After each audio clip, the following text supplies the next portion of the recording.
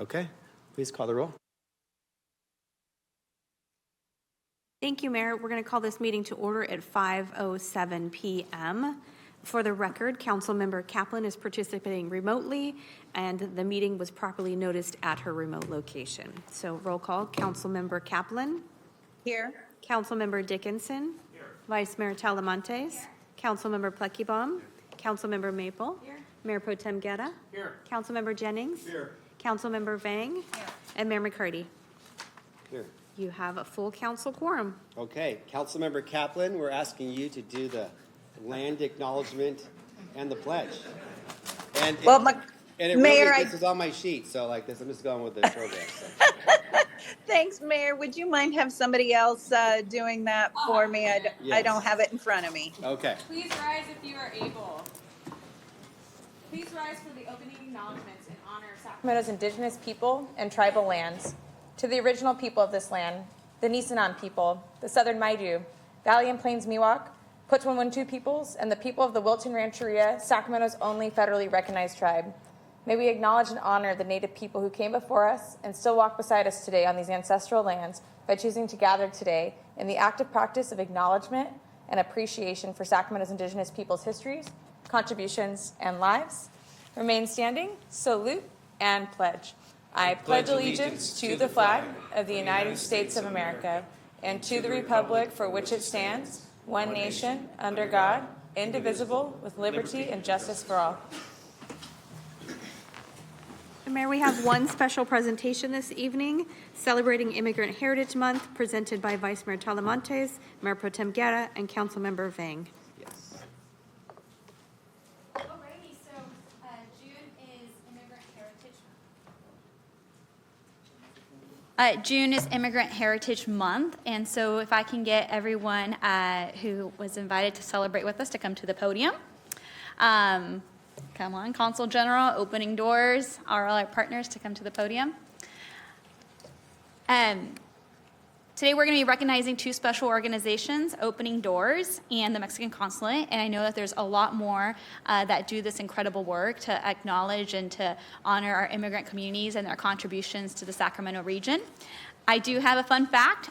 More than 82% of immigrants living in the Sacramento region have arrived here since 1980. With nearly 25% of them arriving within the last 10 years. And I am happy to be a part of this percentage and happy to be here in Sacramento and to, honestly acknowledge and honor immigrants here today who built America. And we got to make sure that we honor their work. And so I want to pass it on to Councilmember Vang. Thank you, Vice Mayor. Thank you so much. Proud to present this resolution with Mayor Pro Tem Guerra and yourself. As you all know, so many immigrants leave everything behind because they're searching for a better future for themselves, for their children, and for generations to come. And we know that their courage, their sacrifice, their determination has really helped build communities here in Sacramento and across our country. We all know that immigrants makes us stronger. They are our workers, small business owners, neighbors, educators, caregivers, and community leaders. And I'm just so proud to join Vice Mayor Talamantes and Mayor Pro Tem Guerra to present this resolution. And I think one of the best ways that we continue to celebrate Immigrant Heritage Month is not just with resolution, but also with action by ensuring that we're supporting policies that reflects the lived experience of immigrant and refugee communities and workplaces and schools and neighborhoods so that they feel safe and welcome and that their families can thrive. And so just happy Immigrant Heritage Month to all of you and incredibly honored to be presenting this resolution with both of my colleagues. Mayor Pro Tem Guerra. Great, thank you very much. Thank you, Vice Mayor and Councilmember Vang. June is Immigrant Heritage Month, and I'm proud to be an immigrant. My parents and I and my brother, we immigrated here, and if anything, Sacramento has been a beacon of hope and an opportunity for many people who were looking for not only a place for sanctuary, a place for hope. And many of them came here many times with the difficult choice of leaving their culture and their families themselves. Sacramento it was built because of that rich tradition of people who were striving for more, striving for an opportunity. And they met other immigrants here. And so it's no surprise that we see that diaspora, that rich history of so many immigrants blending in here in Sacramento. And you see it from many multiple generations. I happen to represent the Little Saigon corridor that is not only rich to many immigrants that came here well before, but when the fall of Saigon occurred, that refugees that came here from all over, Mien, Hmong, Indo-Chinese, all settled here and then created that strength in our community as well. And there's a particular quote that I really enjoy by our former president, John F. Kennedy, that people come here penniless. Oh, sorry, let me try that again. Too many P's there. People come here penniless, but not cultureless. They bring their gifts. We can synthesize the best of our traditions with the best of theirs. So this is truly Sacramento, how we take all of those traditions and bring them together for a stronger city as well. So with that, thank you, Mr. Mayor, and excited to be here to support June as Immigrant Heritage Month. Okay. Right, and then we have our two speakers, so if we can get the Consul General and Jim. Either one. Good evening, everyone. Thanks for the opportunity to be here. It's great to celebrate Immigrant Heritage Month here in Sacramento, and I think that there's no better place to do it. As Councilman Eric Guerra so eloquently said, this is a beautiful place that's brought together so many immigrants, and Sacramento truly has a legacy of welcome. I'm the External Affairs Director at Opening Doors, and we're an organization that's been supporting immigrant communities here since the early 90s, starting with Vietnamese refugees and helping every wave of immigrants that's come since. I think part of one of the things that's so beautiful about Sacramento is that even in this moment when we're facing greater challenges than I've seen since I started in this sector in 2006, we've seen our community rally together. We've seen an outpouring of welcome, support, and people wanting to take action, wanting to do something to fight back against the policies we're seeing. Even though the policies might change, one thing remains true, and that's that nothing can stop a person from seeking safety for themselves, their family, and their children. These policies might change, but people will continue to come. And that's why this resolution is important, and the work that we're doing together as a community is important, because we'll continue to welcome them as they continue to arrive. Again, I'm just grateful to be part of this community. I know that so many of us represent the immigrant community and defend them, and that we might have different approaches, different tactics, but that our whole community has the same goal, and that's to lift immigrants and lift our whole community by doing that. Thank you.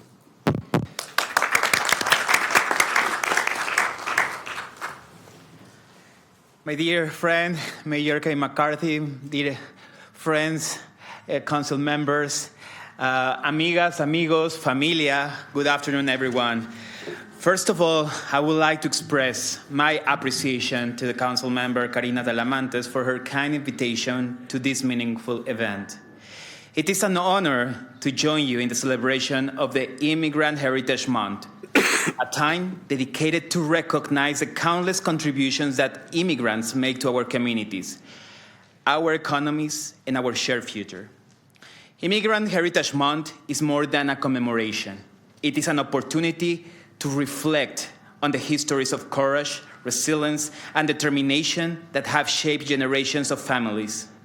It is a reminder that behind every immigrant story is a person who chooses hope over uncertainty, opportunity over adversity, and who works every day to build a better future to themselves, their families, and their communities. In doing so, immigrants not only pursue their own dreams, but also enrich their communities that they call home. Here in Sacramento, we see the impact of immigrant communities every day. Immigrants contribute to every sector of our economy. They are business owners creating jobs, healthcare professionals, caring for families, educators, preparing future generations, agricultural workers helping feed our communities, and public servants dedicated to improving the lives of others. And we have the example of some of them. Beyond their economic contributions, immigrants enrich our communities through their cultures, traditions, languages, and perspectives. They bring new ideas, foster creativity, and strengthen the social fabric that makes Sacramento such a vibrant and welcoming city. The Mexican community has been part of California's history for centuries and continues to play a vital role in this present and future. Mexican immigrants and Mexican Americans have contributed enormously to the growth and prosperity of this state. Their work, talent, and dedication can be found in every corner of California's economy and society. But today is also a celebration of the broader immigrant experience. Sacramento is home of those whose roots extend across Latin America, Asia, Africa, Europe, and Pacific Island. Together, our communities demonstrate that diversity is not simply a characteristic of California. It is one of its greatest strengths. I extend my appreciation not only to Mexican community, but to all immigrant communities who have worked hard, resilience, and contributions help make Sacramento and California stronger every day. Together, we enrich our neighborhoods, strengthen our economy, and help build a better society for future generations. With these resolutions, may continue working together to build a future that reflects the very best of our shared values, our diversity, and common aspirations. Viva Sacramento, viva California, viva México y viva nuestras comunidades migrantes. Muchas gracias.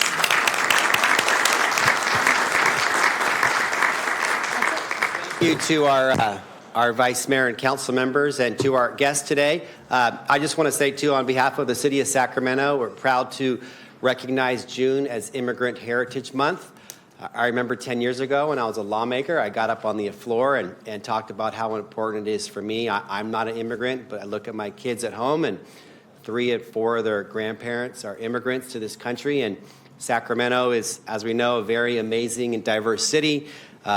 Roughly 1 in 4, 1 in 5 residents in this city are immigrants, like you, council members. So we want to honor and support our diverse community, and thank you, our consul, for representing the largest immigrant community in Sacramento this afternoon and every day. And thanks to Opening Doors for your work for all immigrant communities. So thank you. We're a city that welcomes immigrants and refugees. We always have, and we always will. I'm proud to support this reso tonight. Thank you.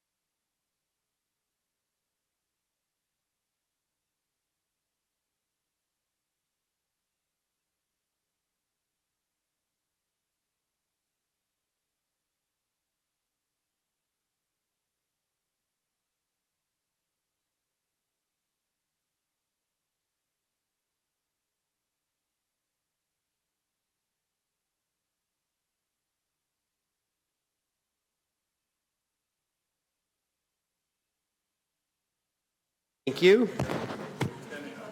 Next item.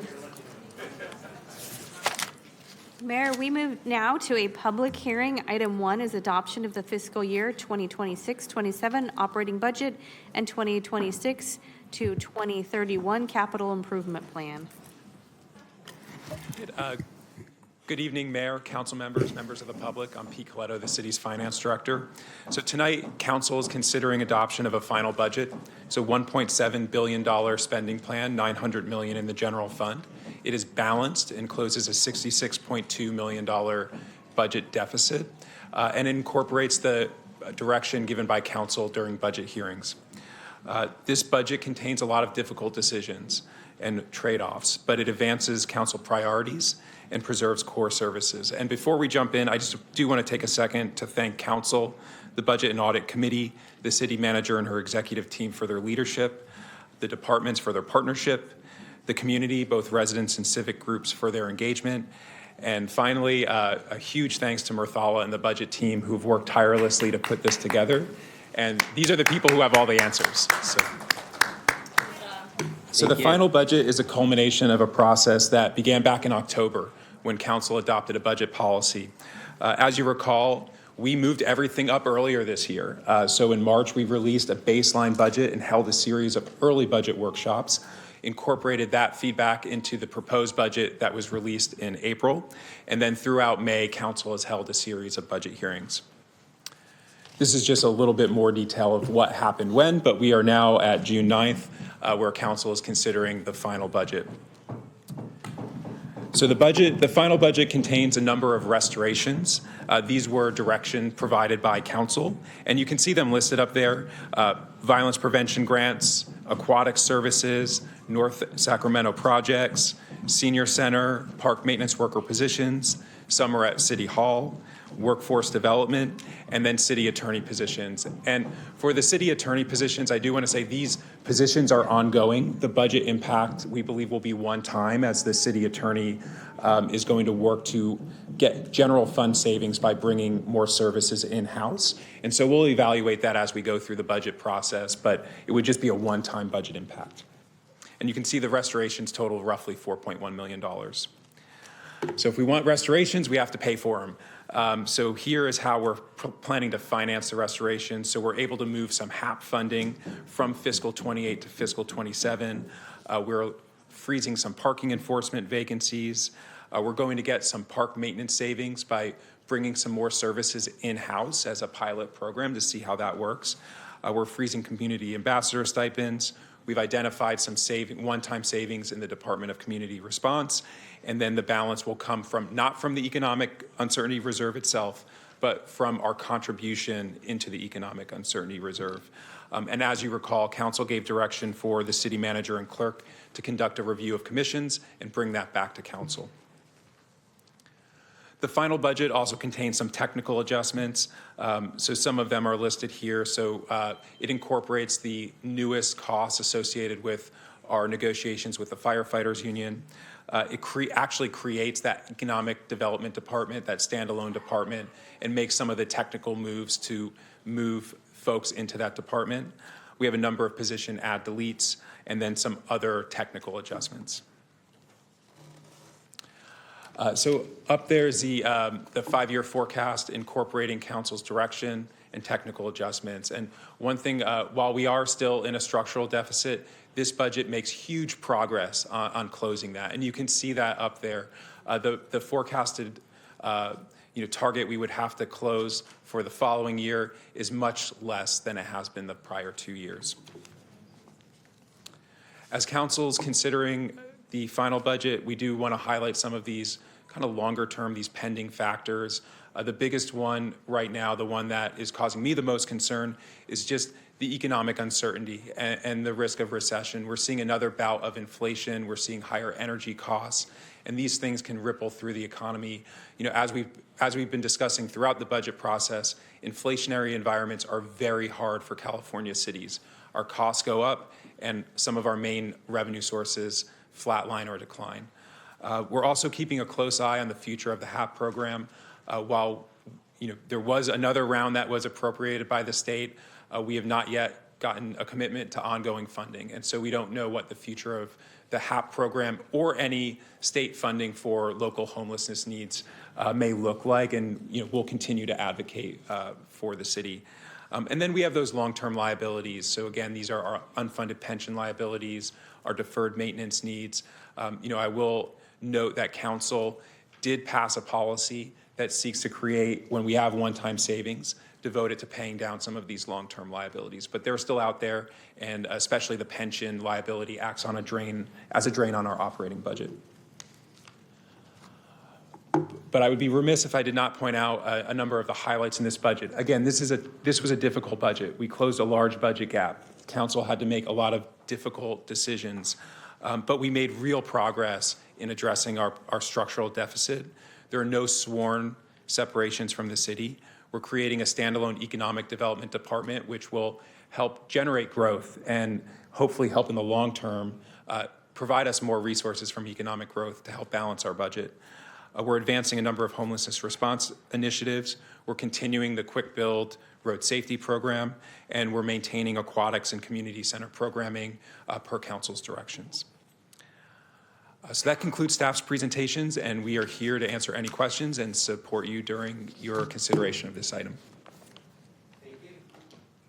Go through public comment first. Thank you, Mayor. I have 22 speakers on this item. The first is Robin Michael, Lillian Ghaffari, Faye Tung. Please feel free to line up in the middle aisle. The timer will show on the screen behind you. Is Robin here? Robin Michael, Lillian Ghaffari, Faye Tung, Kao Lee, then Kao Yi Tao. Hi, everyone. This is my first time speaking to the City Council, so thanks for your patience. We had hoped that Lillian would precede me because she's much more official at these sort of things, but I'm just going to very briefly say that I've lived in the Tahoe Park neighborhood since 1999. I can tell you that in my time in the neighborhood, I have been relatively engaged with my neighbors, but only for the past few years have I been involved with the neighborhood association and therefore involved with the community a lot more directly. And I just wanted to take a moment to say that Councilmember Guerra has been in our community, actively checking in with us. He's at almost every neighborhood association meeting, which I personally appreciate because he's putting his finger on the pulse of what we've got going on and what we're asking for. I'm sure you've heard about our neighborhood association at least once or twice.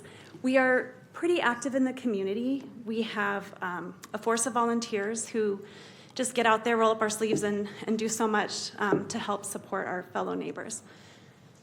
Most importantly, with these budget cuts that we've been facing, we've been really concerned about some of the resources our community has always had access to. And I wanted to gratefully thank you for keeping our pools open specifically. I think Lillian's going to discuss a little bit more detail about that. It's a really important thing for our kids. It's something that we've all fought to keep open in the past. We've gone on crusades to, ask for this to be a continued resource for our kids and our neighbors. But I also want to talk about retaining the park staff who tirelessly comes out and keeps our parks clean, maintained, safe. They're awesome, friends to all of us. I co-chair the community garden right next door to Tahoe School, Tahoe Elementary. Thank you for your comments. Your time is complete. Our next speaker is Lillian, then Faye. Lillian? Thank you.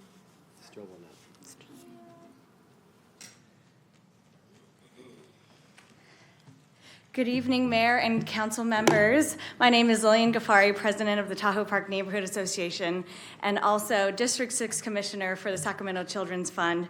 And so I just want to thank you all for all the hard work that you've done on this budget. And I'd like to sincerely thank Councilmember Eric Guerra for restoring the funding for the original pool hours and also for the wading pools, which Colonial Heights Wading Pool is right next to Tahoe Park.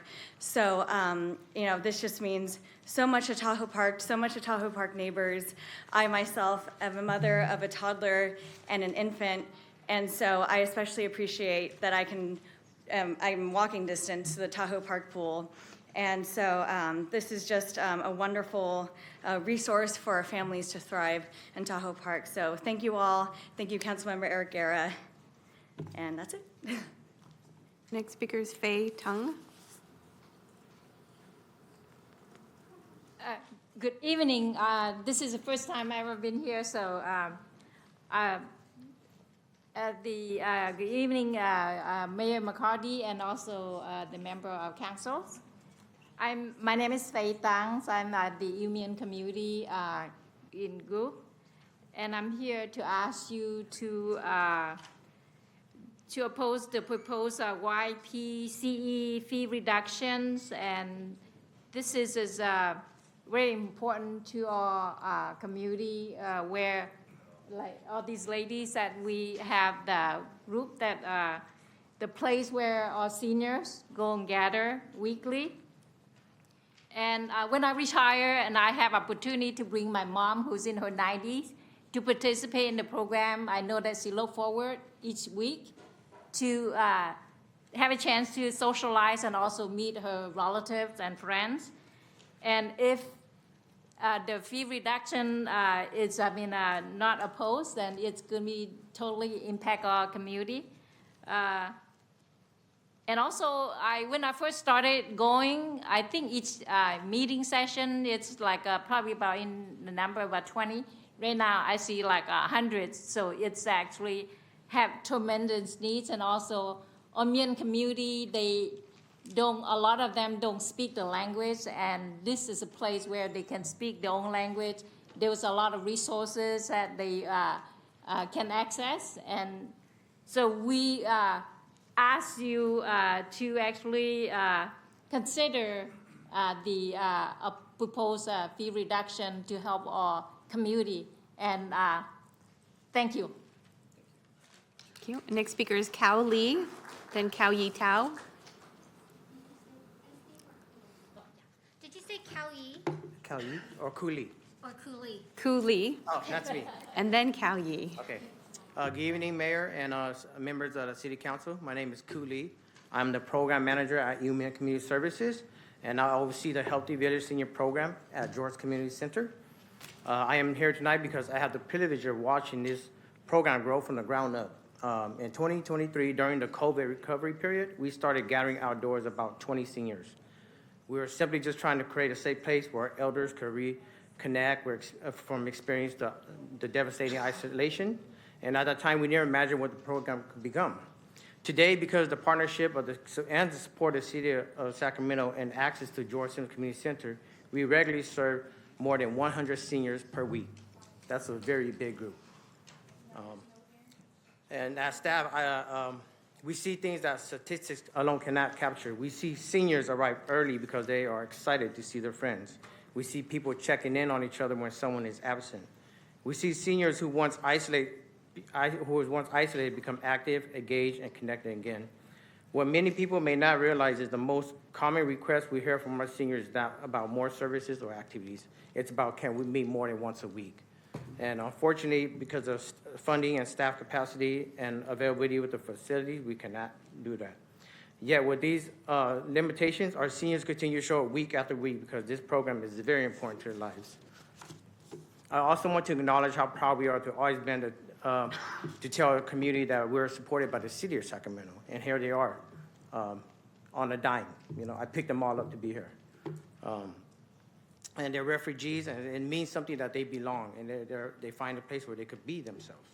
And so the proposed YPC fee waiver reduction concerns us because when I look around the room each week, I don't see attendance or numbers. I see friendships, I see support systems, and I see community that has found a place to belong. If you've never been there. Thank you for your comments. Your time is complete. Our next speaker is Kao Yi Tao, then Leanna.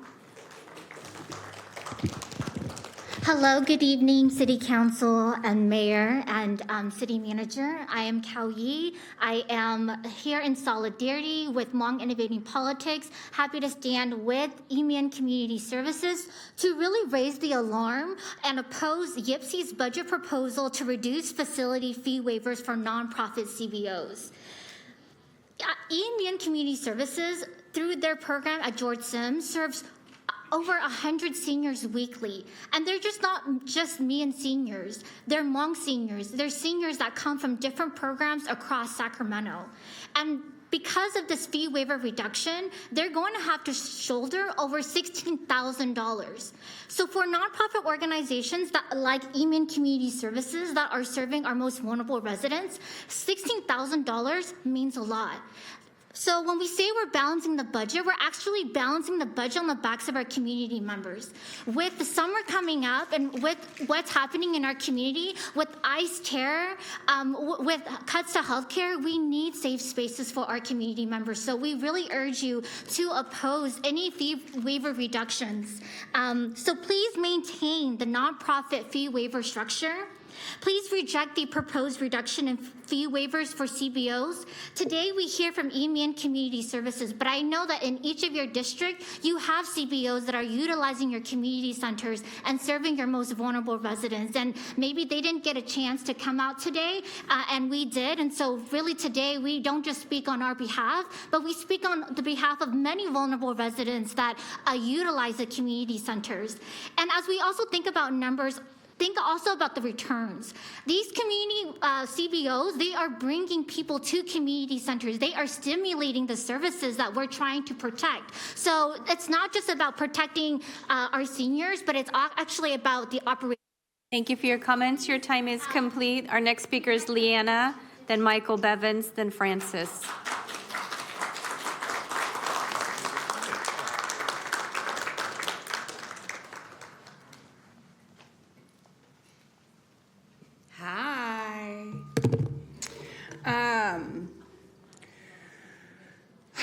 Disappointed again. That's not news, but you know, here we are, standard in front of you guys.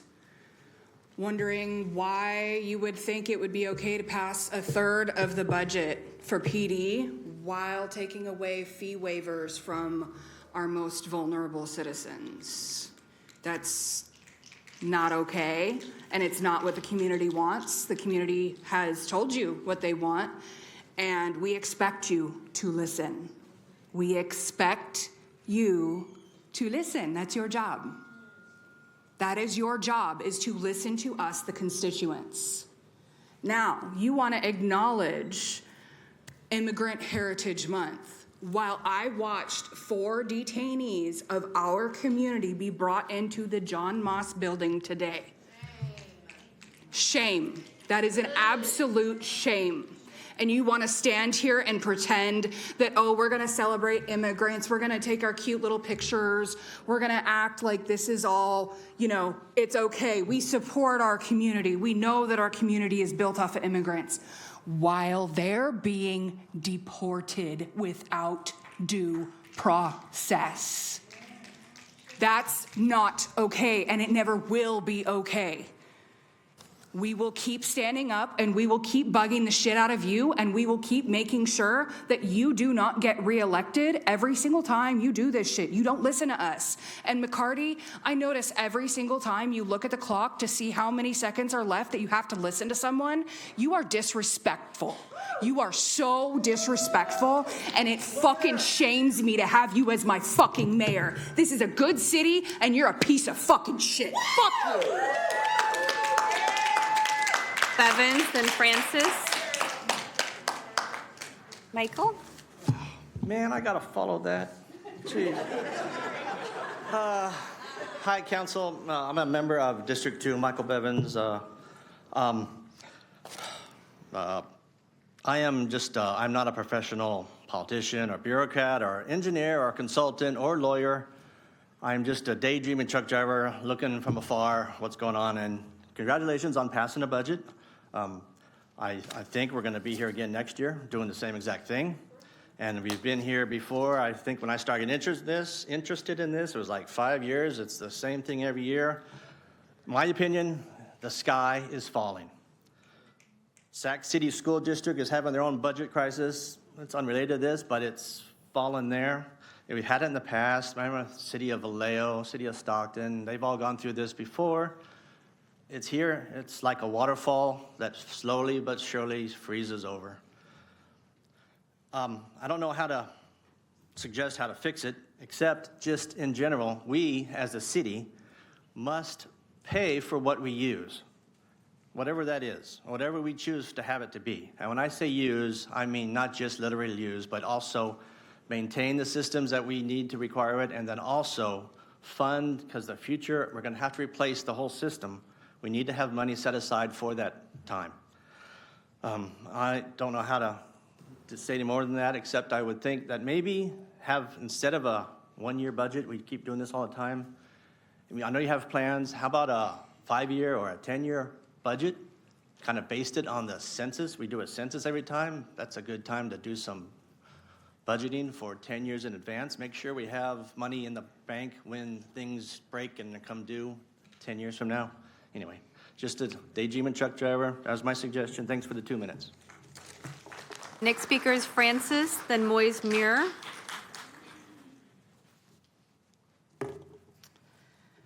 Hi, my name is Francis. I'm a resident of District 4 and an organizer of Decarcerate Sacramento. I'm here to oppose the proposed budget, which increases funding for the Sacramento Police Department while cutting critical services and neglecting community needs. The city continues to increase funding for the Sacramento Police Department that harms our Black and brown communities with its racist traffic stops and military equipment use, that surveils residents with license plate reader cameras and illegally shares that data directly with ICE, that aids ICE and immigration enforcement activities by providing escort and using crowd control tactics outside the John Moss building, that harasses, cites, and arrests local anti-ICE protesters exercising their First Amendment rights. You refuse to hold PD accountable, and that's not surprising since most of you take donations directly from police departments and the police union.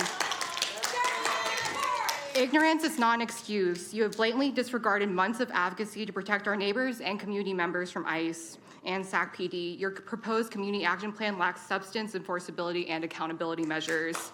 We have been unified in our demands that SAC PD exit the Joint Terrorism Task Force, which collaborates with ICE. This task force has been used to target activists across the country.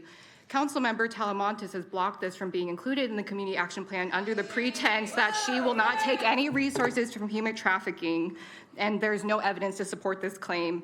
Our proposed plan has done nothing to protect our community residents from ICE, who are the real human traffickers here. They kidnap our community members and separate families and detain our neighbors in for-profit prisons. As community members put themselves at risk to defend their immigrant neighbors from ICE, we are asking our city council, mayor, and city manager to stop wasting precious time and do their part. We demand the city pass an ordinance, non-resolution, to ensure enforceability and accountability. We demand that SAC PD be held accountable and leave the Joint Terrorism Task Force. We demand real sanctuary. Next speaker is Moise. Following Moise is White Space Jesus, Francine Matta. Good evening, City Council. My name is Moise. I am the Organizing and Advocacy Manager for the Asian American Liberation Network. I'm also a member of the Racial Equity Alliance. This is a racist budget.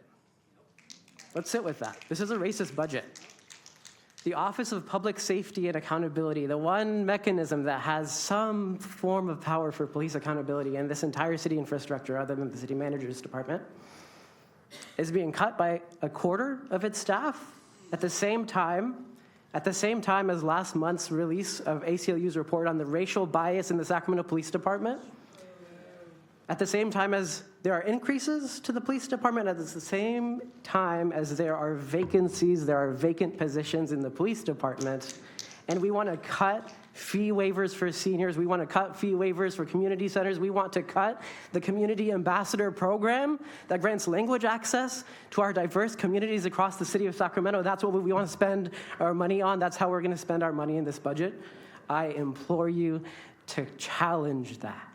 You have that power. I don't. I can just sit here and ask, along with the hundreds of people who every year come to this dais and ask for a shred, for a drop of the city budget. But so much of it is held up in those vacant police department positions that are not filled and have not been filled. A drop in that bucket equals those fee waivers for those seniors. A drop in that bucket equals community ambassador programs to ensure language access. This is not Immigrant Heritage Month if we can't even allow our immigrants to engage with the language that this city is speaking. Shame on you if you vote for this budget. Thank you. White Space Jesus, then Francine Matta, then Victor Rodriguez. Please proceed.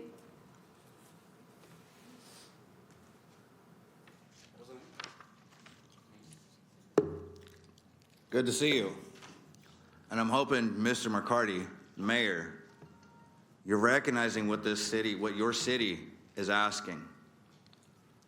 And that eye contact you're giving me, it's one of the reasons why my nickname is White Space Jesus, because you're not acknowledging anybody else. Not a single other person. Not a single other person. It's grateful. I'm glad to see everybody else speaking up for your communities. Your voices matter. You behind the glass, folks like you that want to come take our fucking rights. I went on our ICE ride-along against my will. Next day, Sac PD, instead of doing what they should have done, arrested the agent, they came and harassed the protesters. The news said that we were just demonstrators, and I dropped my phone in his car. Sac PD comes over and protects them. That would have been anybody else. And you know if it's black or brown, they're probably going to die. We've seen it. I got to walk away, mostly. But if that would have been anybody else, they let him fucking walk with stolen goods. Where is that allowed? So this big budget that needs to be increased for Sac PD. Sir, please address the council. They're listening. That big budget, they're not going to be losing any money when you don't give them fucking funding because they're getting it for ICE. They're getting paid elsewhere. They're not losing it from you. They like to take it from us. They do take it from us, but they do not help our community. Look out for the people here that come to see you, that can actually come out to you, that can. Thank you for your comments. Our next speaker is Francine Matta, Victor Rodriguez, then Tim Murphy.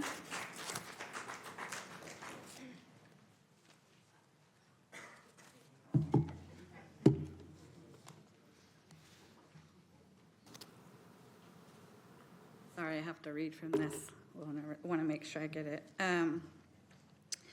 My name is Francine Matta. I'm a community ambassador, chair and president of Sacramento Lowrider Commission, also on the cultural committee for Cal Expo.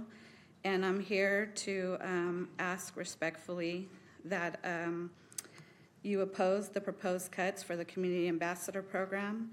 As someone who's worked in the community engagement for many, many years, I can honestly say this is one of the most effective programs that I've seen in the city of Sacramento create.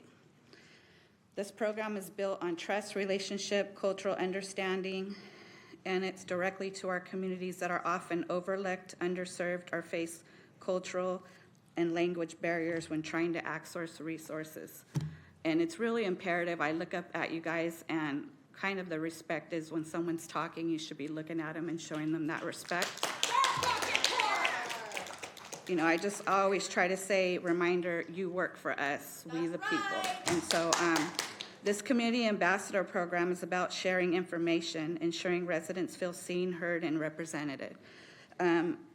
We're trusted individuals in our communities, and we help bridge gaps between residents and government. You know, at a time when you continue to talk about equity, inclusion, community engagement, this ceremony you had this morning or before this meeting, and then you're cutting these programs, it's just mind-blowing. And, you know, you're saying we need to pay attention to our underrepresented communities. And just remember, you know, had I known this, I would have probably went up for election in one of your guys' districts. Because we need more of me in your guys' positions. There's a big diverse board up here, but you guys need to wake up. I mean, the aura, everything is just different from a couple years ago. Thank you for your comments. Your time is complete. Our next speaker is Victor Rodriguez, then Tim Murphy, then Fei Lao Tung. Good evening. My name is Victor Rodriguez, District 2 resident, gay, Bronze Star veteran, Mexican immigrant with roots in Michoacan, Mexico. The City of Sacramento must pass an ordinance, not simply a resolution, that creates real enforcement, transparency, and most important, accountability. The numbers just don't make sense. The funding put aside for violence prevention, $1.3 million, compared to the $107,000 reserved for youth parks and community enrichments, for example, don't give me any hope for better communities, especially at my home, District 2. Mr. Dickinson, I welcomed you at my house during your election. District 2 needs you. We've been needing someone. We need more streetlights. I've been paying for my own streetlight for the last 5 years due to lack of response from requests for additional lighting by SMUD or the city. How about some better paved roads, pick up trash from the streets? Maybe fines to those properties where trash is dumped. Will that help policing by my own neighbors? We all know very well about the collaboration of local law enforcement and ICE. The proposed budget and funding to SACPD will not only help more attacks against our communities. As a veteran, I'm very familiar with the phrase as shoot now, ask questions later. Do we know how many cops use Signal to give ICE notice? I do, at least a few.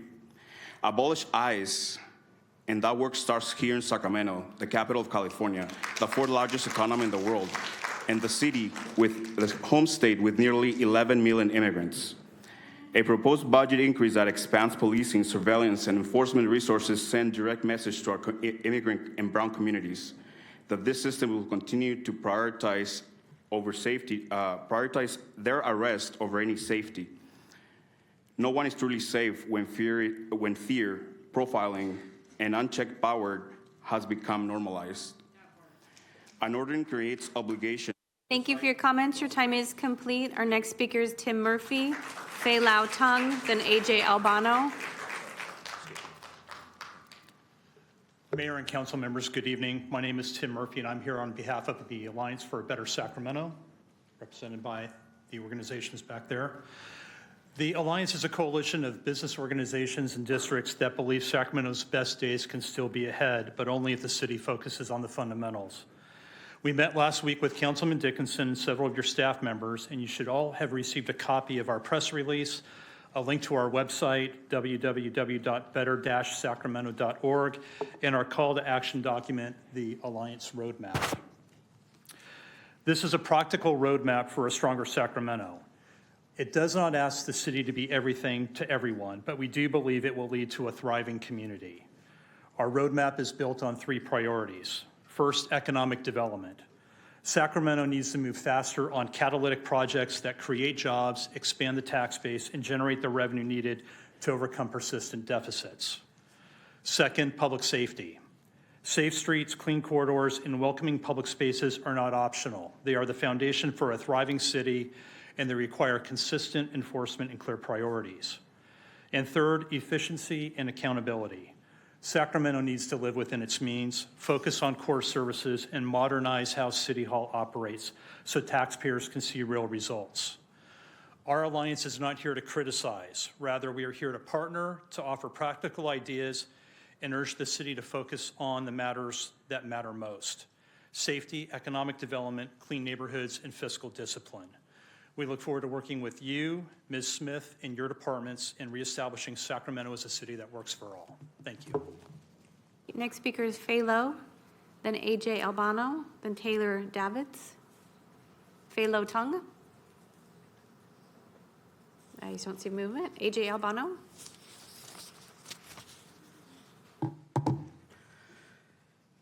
Police union lobbying has a way of making you city officials do really absurd things. In a year when the city faces a structural budget deficit, you're considering pink-slipping city employees, sacrificing the community ambassador program, ignoring the need for social safety nets for community-based programs, failing to increase funding for fuel services while our neighbors are under attack, and all the while there are hundreds of vacant positions remaining budgeted to the Sacramento Police Department. It leads you to claim that preserving the mounted police unit and school resource officers, police trotting around on horses downtown and patrolling the hallways of our city's schools as top priorities, while publicly stating that the city was never supposed to be in the business of supporting your unhoused constituents. Your community has for many years called for more police accountability and stronger powers to civilian oversight. Police union lobbying causes you to propose cuts to the Office of Public Safety Accountability. Cut it from the budget while community members have come to you for months asking you for limits over the over-policing and targeting of protesters outside of the John Moss Federal Building, while community members discuss and inform you about racist police stops and pretextual policing. These unions will make you search every possible excuse to oppose withdrawing from joint terrorism task forces that allow SAC-PD to share information with federal agencies, including ICE. And when community members call for meaningful limits on police collaboration with federal law enforcement, it ultimately leads you to dilute, delay, and undermine community-led sanctuary city policy until it becomes nothing more than meaningless, substance-free performance. These unions pervert your responsibilities, they pervert your morals, they wedge themselves between you and your most engaged, socially conscious constituents who care so deeply about this city. You make these choices because you believe that you're aligning yourselves with power. You believe that there's greater political risk to disappointing the police union than failing to the people that you represent, but you are wrong. Our community. Thank you for your comments. Your time is complete. Our next speaker is Taylor, then Keon Bliss, then Annabelle Gonzalez. Your speaker time is complete. Please take your seat. AJ Albano. Thank you. Time's up. AJ Albano. Thank you. Thank you. Thank you. Thank you. Thank you. Next speaker. Taylor Thank you. is the next speaker, then Keon Bliss, then Annabelle Gonzalez. I want to remind members of the audience, please do not disrupt the orderly conduct of the proceedings by continuing to speak out from the audience. You are in violation of Chapter 5 of the City Council Rules of Procedure. If you continue, you'll be ordered to leave the meeting. Thank you. Thank you. Next speaker. Taylor, please proceed.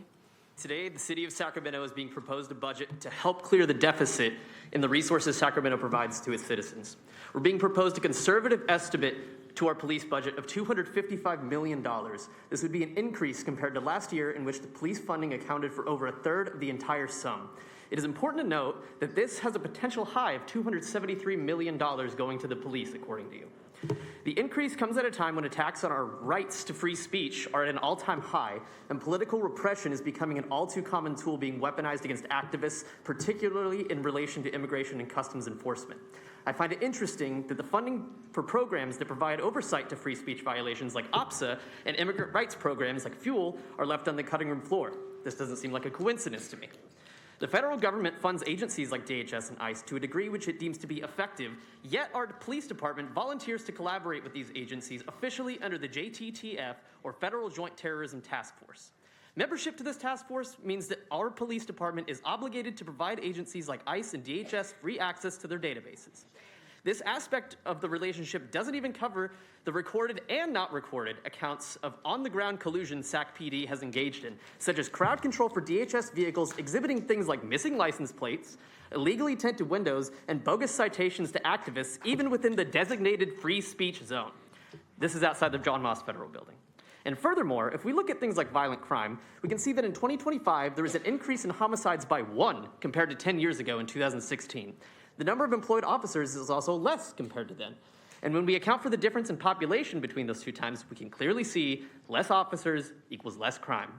So, if we're cutting oversight and immigrant rights programs to cover the cost of our city's deficit, it begs the question, why are we not only keeping but increasing the already doubled police budget from the last decade despite violent crime remaining virtually unchanged? The math is simple. Our city's budget is going to an agency that has historically operated. Thank you for your comments. Your time is complete. Our next speaker is Keon Bliss, then Annabelle Gonzalez, then Antonia Lopez. Your time is complete. Please take your seat. Our next speaker is Keon Bliss, Annabelle Gonzalez, Antonia Lopez, Zion Tatis, then Josh.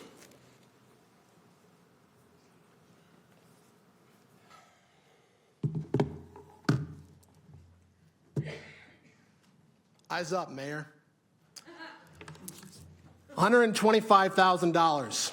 That's how much the Sacramento Police Officers Association is paying this council to lay off 45 YPSI workers and gut civilian police oversight of OPSA in order to protect $34 million in vacancy savings that PD uses to bloat their overtime budget. $39,000 of that went to Kevin McCarty, sitting right there ignoring us and pretending like this doesn't matter. $231,000 That's how much the Sacramento area firefighters, Local 522, is paying this council to maintain 25 non-budgeted fire recruit positions that have been empty since July 1st, 2021, 54,000 of which has gone to Kevin McCarty.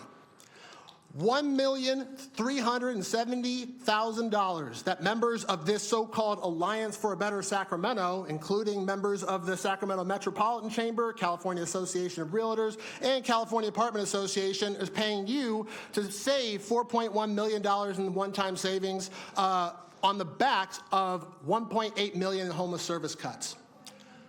$615,000 of which has gone to you, Mayor McCarty, for your vote tonight.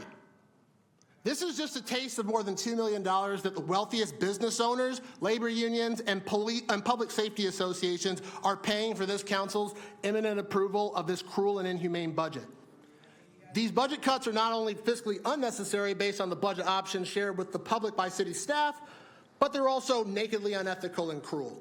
In fact, just from the documents alone, I can find you $9.2 million using 106 unfilled positions and 7 unused budget reduction strategies that do not involve any homeless service cuts, no layoffs, and without eliminating any fresh vacancies that are less than a year old. And you will actually have more savings to the Economic Uncertainty Reserve than tonight's proposed savings. Thank you for your comments. Annabelle Gonzalez, then Antonia Lopez, then Zion Tatis. Mr. Bliss, you've exceeded your speaking time. Please take your seat.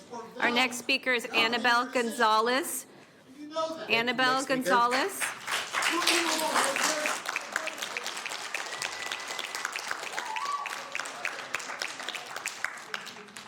Good evening, Mayor and Council members. I remember sitting at the top of the Ferris wheel on a summer night, looking out across Sacramento. City lights stretched in every direction, the Golden Tower Bridge against the night sky, the white glowing Capitol crisp in the distance. For a few quiet minutes, I saw Sacramento as one city, nothing hidden, nothing out of sight. That's what transparency feels like, and that's what we are asking for today. From up there, I felt the weight of everything this city was built on. The people who came before us, the families who planted roots here, the workers, the dreamers, the residents who showed up every single day. Today, this council passes a budget, and most residents will never know what's in it. Can you see what we see from up here? We see a $66 million deficit. We see a $1.2 billion deficit, bond deficit. And according to the April 2026 HUD Homeless Management Information System report, 282 active homeless service providers in this system. No one can tell us which ones are working. And still this budget moves forward with tiny homes at 3511 Arena Boulevard. 40 units, no council vote, no community input. Oakland did this. A journalist named Natalie Ornstein documented every dollar. Wood Street, $400,000 per month, collapsed when the city stopped paying. Staff walked out, no food, residents back on the street. 3rd and Peralta, nearly half returned to homelessness. Mandela House, 43 million. Residents facing eviction after 1 year. Oakland never answered. The shelters closed anyway. That Ferris wheel is gone now. The schoolhouse, built in 1976, is gone too. And no one asked the people of Sacramento. But our foundation is still here. The ancestors are still here. North Natomas, Del Paso Heights, Oak Park, we are still here. And when the people of Sacramento rise up and demand the view from the top, there is nothing we cannot see. There is nothing we cannot change. The will may be gone, but we are still here. Thank you. Next speaker is Antonia Lopez. Next speaker is Antonia Lopez, then Zion Tatis, then Josh, then Alicia Yaffe.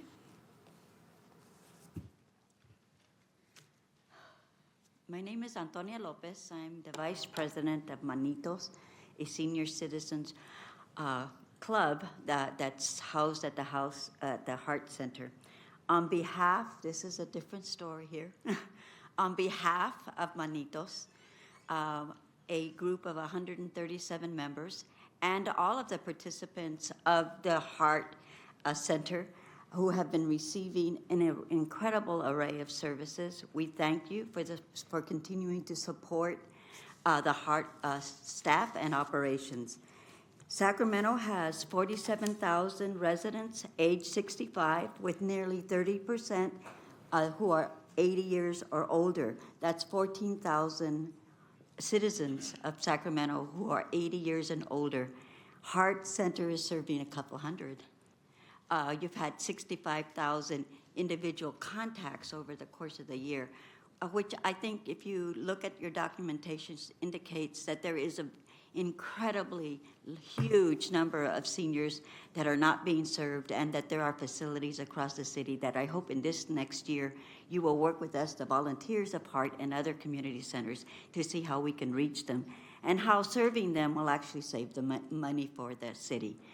We know that in 3 years, 25% of Sacramento's population will be seniors, and so we want you to look at the percentage of services and funds that are available to seniors as opposed to other populations. You, like me, are getting older. We're not going to just die off because people follow us. You will follow us as we age. And so we need to look ahead 5-10 years from now. We need to know that we will be planning for the kinds of services that will save money for our communities and make our life. Thank you for your comments. Our next speaker is Zion Tatis, then Josh, then Alicia. Hi, my name is Zion Tatis, the owner of Queen Shiva Restaurant. Thank you for having me again. And so, you know, I'm not against police or fire and anything else. I've been in my restaurant for the past 18 years. Actually been donating every year for police, fire, and sheriff. But what I have a problem is really instead of investing in our youth, the underserved youth, the underserved businesses, and the seniors, which I actually lost my best friend for, could be preventable. Our youth from killing each other, and instead of investing in entrepreneurship and investing in their education and trading and everything, you guys are investing all the money, in fact, putting in the police, hoping that I don't even know, the prevention. What is the prevention for, investment in the youth? So I don't, 85% of it going to the police and the fire and instead of the community. It's just mind-boggling to me because it's the community who needs that fund. Our youth needs the fund so they don't have to have too many police officers harassing them. Our businesses need investment, especially underserved businesses like me. I know so many of us are shutting down every day from lack of investment, and our seniors are suffering from the hospitals or the healthcare not being accountable. I mean, why don't we invest in the people?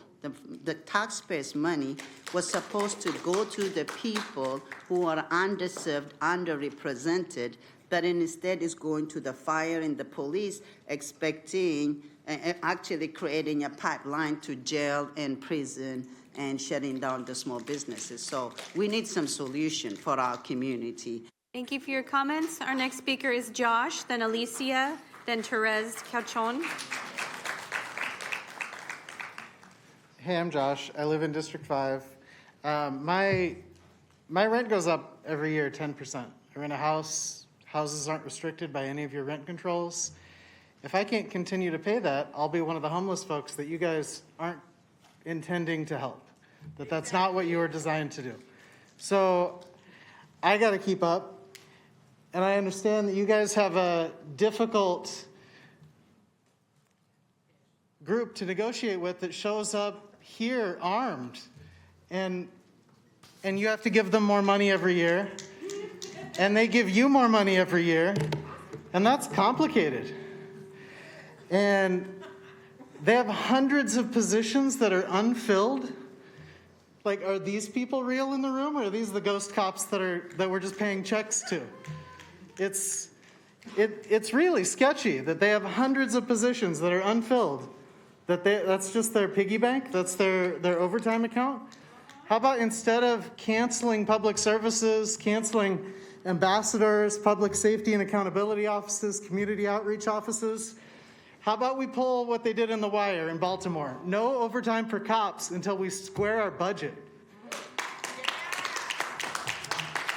That's all. Next speaker is Alicia, then Therese Cachon, then MEP. Hi, everyone. My name's Alicia Yaffe. Nice to see you all. I am a resident of District 4. I am an associate energy specialist with the state of California, and I'm an elected member of CAPS UAW Local 1115. I'm on our joint council. And I believe that our budget is a reflection of our values. I live across the street from St. Paul's Church in Midtown, and I watched one rainy night as a Midtown or a downtown security guard, as well as 2 police officers spent 3 hours of illegally evicting a homeless man from the doors of the church to St. Paul's. That's private property, that's a church, that's protected. And I watched as the police officers did that. And I went down and I talked to them and I told them that it was illegal and they didn't listen to me. Next time I see that, I'm reporting it.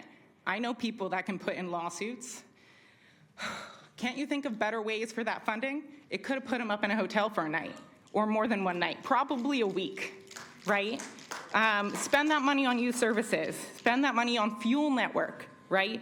Funding for a community action plan that doesn't exist, apparently, in this budget, but we've been talking about. We need an ordinance that's going to protect our workers who are immigrants and our immigrants who are workers. Right? I know that there are CAPS members down at the ICE building protesting all the time. Their rights need to be protected, right? They're protesters and they need to not be subject to pretextual stops and illegal stops with ICE and the PD collaborating. This is not okay. It's not hypothetical, it's happening. We know that we have data that's being shared with the county, and we know the county is sharing data with the federal government. Right? This is not hypothetical. It's happening. Please consider your community. Thank you. Next speaker is Therese Cachon. Therese? Thank you. MEP. I have 8 more speakers. MEP, Sarah C., Eliza Horowitz, William Taylor,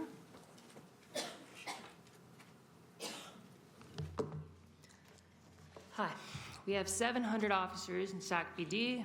We have 11 staff at the Office of Public Safety Accountability, which is an agency that handles complaints about police misconduct. 11. That's 700 officers to 11 staff. Of the 11 staff, the plan is to cut 4? That's just over a third, so now it's going to be 7 people. Just 7 people are going to be handling all the complaints that come in for 700 officers. They could only handle around half of the nearly 700 complaints in 2024. Now it's going to be even less. It's been brought up before in this room that there's a dire need for police accountability, specifically with respect to arbitrary enforcement of laws to target those who dissent from ICE, taking people from our streets and engaging in domestic terror against our immigrant communities. We also spoke about ending police collusion with ICE. How will we do this? By cutting the staff at OPSA, the Office of Public Safety Accountability. ICE's budget is about 10 times bigger than it was in 2024. How is cutting the staff at OPSA going to do anything but greenlight collusion? We need an ordinance to hold cops criminally accountable for aiding ICE's terror project, and we need OPSA to make sure our community is heard. By the way, it's curious that not a single officer out of 700 was cut for the budget. It's really curious.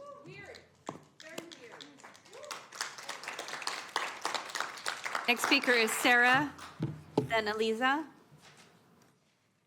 My name is Sarah. I'm a member of Sacramento DSA and an employee of Sacramento City Unified School District, a member of SEIU Local 1021. Given the urgent budgetary shortfalls across our community in education and other essential city services, it is unacceptable that the city's proposed budget increases funding for Sac PD, despite the fact that they have provided escort and used crowd control tactics to enable ICE's exit and entrance from the John Moss Federal Building for immigration enforcement activities and have pretextually enforced low-level municipal infractions against protesters exercising their First Amendment rights at the Camp for Justice outside the John Moss Federal Building, as well as Sac PD's participation in the Federal Joint Terrorism Task Force, which has been used to target activists and anti-ICE protesters across the country. This is all done while the city completely fails to provide funding for the Community Action Plan to prevent our city residents protect them from ICE, and committing to no additional funding for legal services or support programs for our city's immigrant communities. This demonstrates how critically important it is to pass an ordinance, not just a resolution, to ensure that restrictions on city collaboration with ICE are enforceable, with oversight, transparency, and real consequences for city staff and departments that violate sanctuary city protections. Thank you. Aliza. Following Aliza is William Taylor, then Anita Razzo.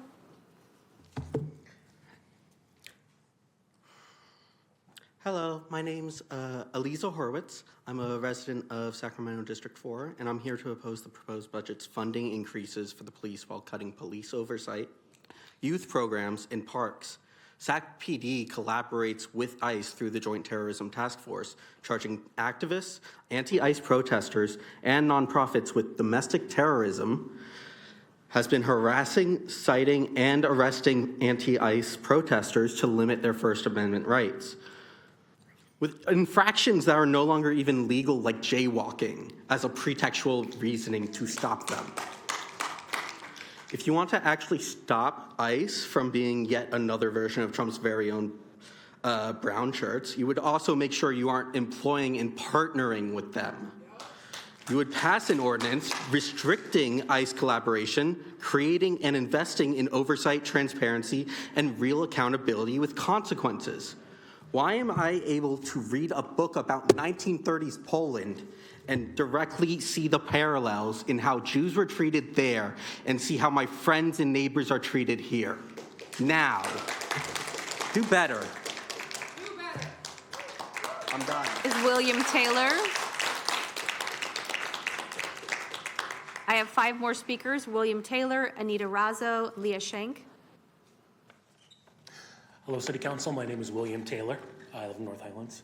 I'm here to speak on opposing the city budget increase for Sacramento PD, specifically for the local surveillance. I think it's not moral, it's not effective, it's the violation of Sacramento, citizens of Sacramento's rights. I don't think it helps me. I don't think it helps Sacramentoans. Who does it help, really? Does it help the police? I don't think it does. Some federal technocrats, I really don't get it. It doesn't even help the city police. That's the weird part to me. I mean, regardless of my thoughts on police accountability and stuff here, who does this really benefit? I think it's to support, to go against putting the city budget at least to that specifically the local surveillance. I think that's popular. I think it makes sense to listen to us on this. I think we can lead the charge on showing that there's no point in supporting this local surveillance, especially this collaboration with ICE and other parts of the federal government. California's a leader, and I think we can show that here. This can be an opportunity to show there's no need for local police to support the federal government in their frankly fascist efforts to rain down on our wonderful immigrant neighbors. Thank you. Next speaker is Anita. Following Anita is Leah Shank, then Christina Alvarez. Anita Razzo.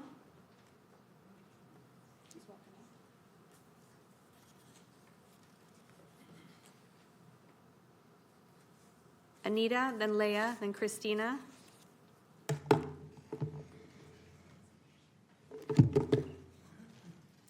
Thank you, council members. My name is Anita Razzo. I am the founder of the DJ Geo Foundation and mother of DJ Geo. I'm a volunteer with Moms Demand Action and a volunteer with Survivors Speak. I'm a board member on the San Joaquin County Victims of Violent Crimes, a board member of the Luis G. Alvarez Rewards for Justice, a volunteer community advocate supporting impacted families, a volunteer first responder homicide with Don't Shoot Our Future Down. My son, Giovanni Pisano, paid the ultimate price in the cycle of gun violence. He was ambushed, robbed, and murdered in North Natomas in April of 22, an affluent area where these crimes should not happen. I'm here today with other impacted mothers to help, to ask your help in stopping gun violence. I donate time, I volunteer time, I put in hard effort, I use my own money and other resources to prevent gun violence. The DJ Geo Foundation currently provides DJ training to youth in hopes that it will keep them off the streets and away from gun violence, as it did for my son Geo. As an impacted mother, I was pushed into taking action by the loss of my son, and in spite of the heart-wrenching pain I go through every single day, I am driven to stop gun violence. I urge you to help win this fight by funding crime prevention initiatives and programs like Advocate Peace, Advance Peace, and providing the funding to violence prevention efforts. We are losing too many of our youth and young adults in this city. Almost every day, a youth falls victim to gun violence. Budget focus needs to fall into putting more money into programs that are doing the work on violence prevention measures for youth. I hope that you come to realize that it's only a matter of time that this violence comes into your neighborhoods or takes one of your children or loved ones. On that day, you will wish that you would have taken preventative action, and this is today. Next speaker is Leah Shank, then Christina. Good evening, good evening. It's Leah Shank with Impact. I am here to oppose the budget. No surprise. I know I've been up here several times talking about the same thing. Seems very redundant. But, you know, just 2 hours ago, we just had 2 more people shot in Meadowview, just a block away from my elementary school. I don't have to keep reminding you guys how real gun violence is. This budget is not indicative of what the results are of that. So you give all this money to certain entities, OVP is one of them, and there is no preventative measures that are being used. OVP does not even collaborate with the organizers and the community leaders that are doing the work to prevent the violence. So as much as we come up here and say this, as much as we meet with you all individually, at the end of the day, you're gonna do what you wanna do, and our community suffers for that. And that's just the end of it, okay? 2 weeks ago, we had folks come up here. We had a mom talk about her 16-year-old daughter that took her life, 16. That took her life, gun violence. You had a 4-year-old get up here that was shot in Oak Park, gun violence. You had another mother get up here and talk about how her daughter was shot and killed in her doorway, gun violence. 22 people spoke that night about how OVP has not helped them, have the services of the city of Sacramento or the PD have not helped them in their time of need when violence occurred. And no matter what, it falls on deaf ears. And who is left to help these families? Not a single person from the city of Sacramento helps these families when tragedy happens. So again, I ask you, what happens when prevention doesn't work? We have violence. That's what we have. It's violence. And who's gonna help these families when violence occurs? Nobody. But we're giving all these money to these folks, these miraculous folks that do all this work, as you claim, but it's not being shown out here in the community, and it's not meeting the families, nor is it meeting our city. Thank you. Here's Christina.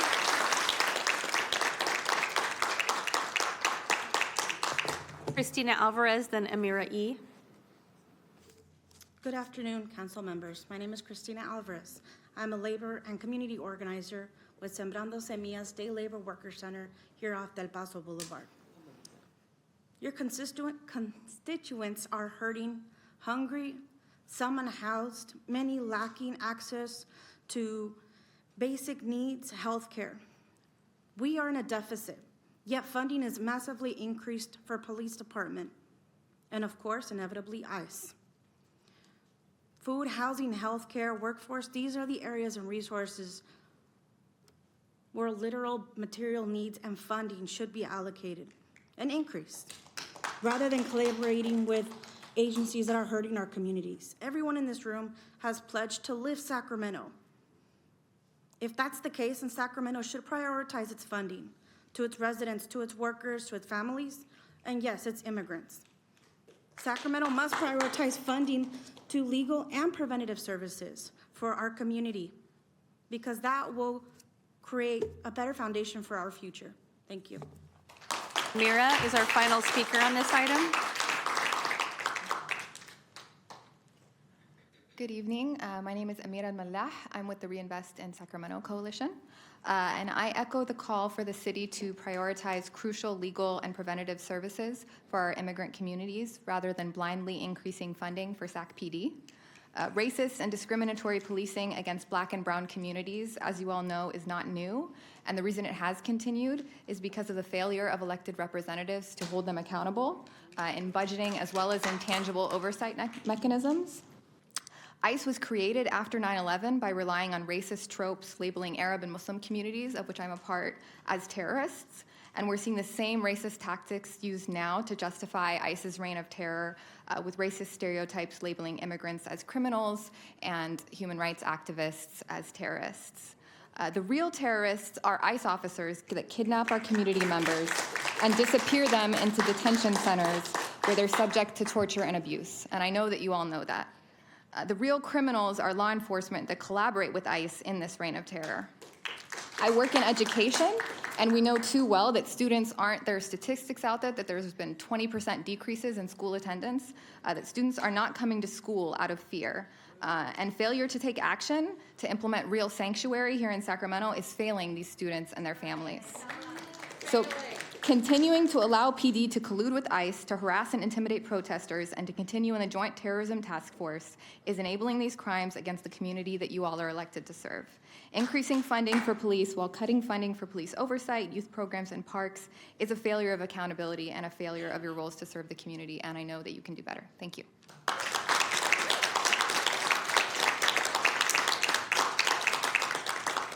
Mayor, that concludes public comment. Okay, thank you. Council members, back to the budget.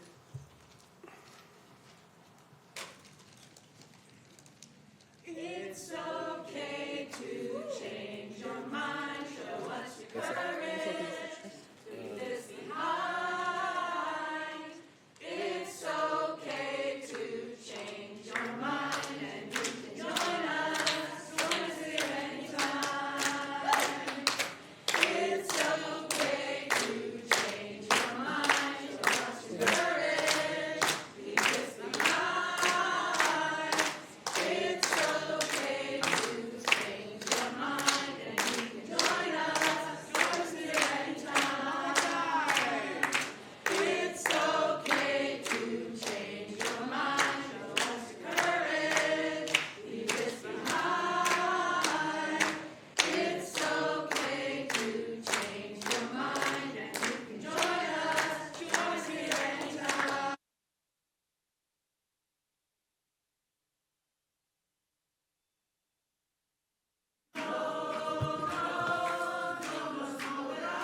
Members of the audience, please do not disrupt the orderly conduct of these meetings by proceeding to speak from the audience. I ask the members of the audience to take your seats. Councilmember Vang.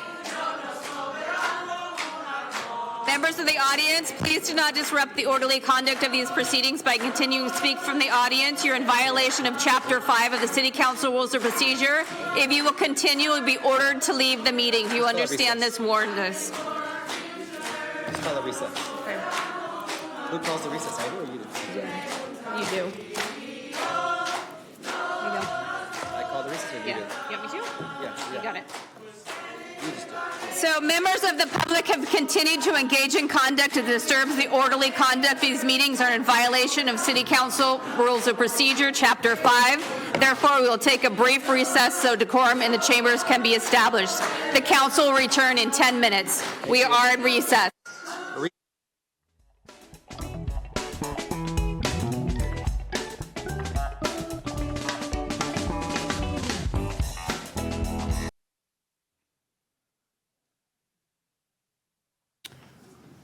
All right. Hi, everyone. Welcome back. Yes, thank you. Just thank you to everyone who came out today to speak this evening.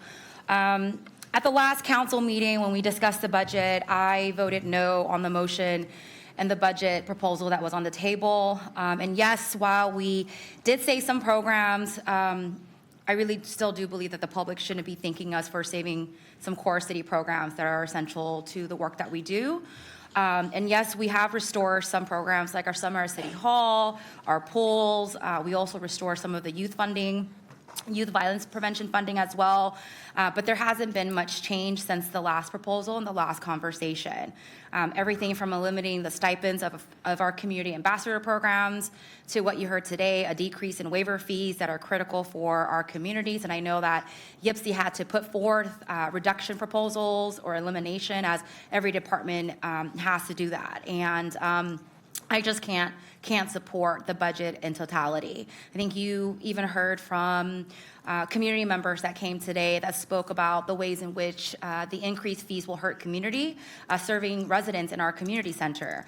We heard from our EMN seniors today who attend programming at George Sims, and these programs are life-saving for so many of our seniors and our families. Every year, again, we always have the opportunity to reimagine what our budget can look like, and every year we end up balancing the budget on our youth, our parks, and our working families. And the reality is that the dollars are all tied up in the largest department, which is our police department. And I will continue to remind my colleagues and the public that the City of Sacramento passed a resolution in 2020, a resolution that redefined public safety to move beyond traditional services. And again, I wasn't here at the time that the resolution was voted on, but it redefines public safety as more than just fire and police. Yes, it includes fire and police, but it also includes youth services, preventative services offered by both the city and partnerships with community-based organizations. And since I've been in office, the police budget has increased over $100 million. And there is this counter narrative that we've heard from the audience as well, right, that there's this movement to defund the police, and that's just simply not true, because the police budget has grown over $100 million since I've been a councilwoman. And the fact is that the mayor and council, previous mayor and council, have continued to increase the police budget. And so we've never seen a decrease in the police budget since I've been on the city council. I know that all of us want to create a city for our neighborhoods and our working families that's safe, that's healthy. But we all know that data tells us, research tells us that when we support bold investment in preventative measures and that when we address root causes to crime and poverty, this is how we address public safety. I think it was Councilmember Roger Dickinson that mentioned that for every dollar we invest in prevention, we get $7 in return. And again, I know that we're going to be back here again debating 1% to 2% of the budget, nitpicking how are we going to save these programs. And if we don't have the courage to reimagine our budget, we're going to be back here again, which we are. And I really do believe that we need to have the courage to absorb PD vacancies in the police department. If we're not bold enough to do that, I can't support this budget. As I said last year, yes, we're in a budget deficit, but this is really a larger conversation about the type of moral deficit that we have. And until we are able to reimagine what an alternative budget looks like for the city of Sacramento, I can't support the budget as is. Thank you. Thank you. Councilmember Dickinson. Thank you, Mayor. Budgets are never an easy undertaking. Even when times are relatively flush, there are always choices that are required in order to have expenses meet revenues. There are especially hard decisions to make when we're in the circumstance where we find ourselves today, which is our expenses, especially the things that we would like to do, reach beyond where our revenues will take us. And so this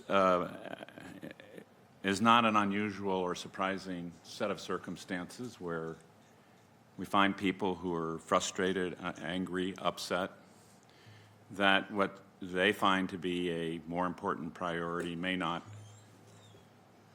find favor with a majority of the public or of the decision makers. Nonetheless, I think there are some important things to remember about the budget that we are considering this evening. One was underscored by Pete in his presentation, that we're making a significant advance in reducing our structural deficit with the budget proposal that's in front of us.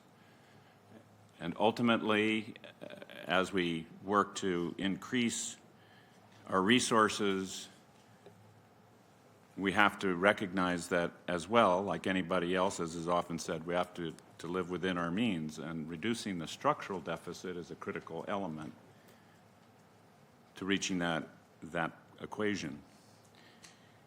Personally, I think that in the years ahead, we'll need to examine the vacancies we carry to a greater degree. But that and other steps and questions will arise as we continue to try to work at reducing that structural deficit even further. I don't want to lose in the context of what we're doing here some of the things that I think are important. Number one, when we began our conversation about this budget, we, I think fairly remarkably, and I give enormous credit to the city manager and to the city finance staff and to actually all the city staff who, in one way or another, participate in how we get to here tonight. I want to give great credit for presenting us with a budget that we didn't begin to tear apart from the foundation up, that we largely embraced, because we believe that it reflects the priorities that we set as a council of public safety, of economic development, of addressing homelessness. And I think that within this budget, there's clear priority given to those elements. But some of the things that we talked about and restored in our conversations are also the essence of what creates community. I can't help but think of this last Saturday when I hosted a festival in North Sacramento at the Robertson Center and Park, and the wading pool was open. And to watch the kids and the faces and the joy that was pure and unadulterated confirmed that that was a smart decision. That was a wise decision. That's the kind of return on investment that we can't measure in dollars, but is so important in so many other ways to our community well-being. I think about the funding that we restored for youth violence prevention. And so in this coming year, we actually will have, with the $5 million grant that's coming into the city over 3 years, we will have more money dedicated to youth violence prevention than we had last year. That's a real step in the right direction. Some would argue that it's not enough, it's insufficient, and in many respects they're right. But it is moving in the right direction from my point of view, and that matters. When you're gauging whether you accept something or don't as a budget. The last thing that I wanted to just underscore was, I think as we have talked about on a number of occasions, we will not cut our way to being a great city. We have to grow our way into being a great city.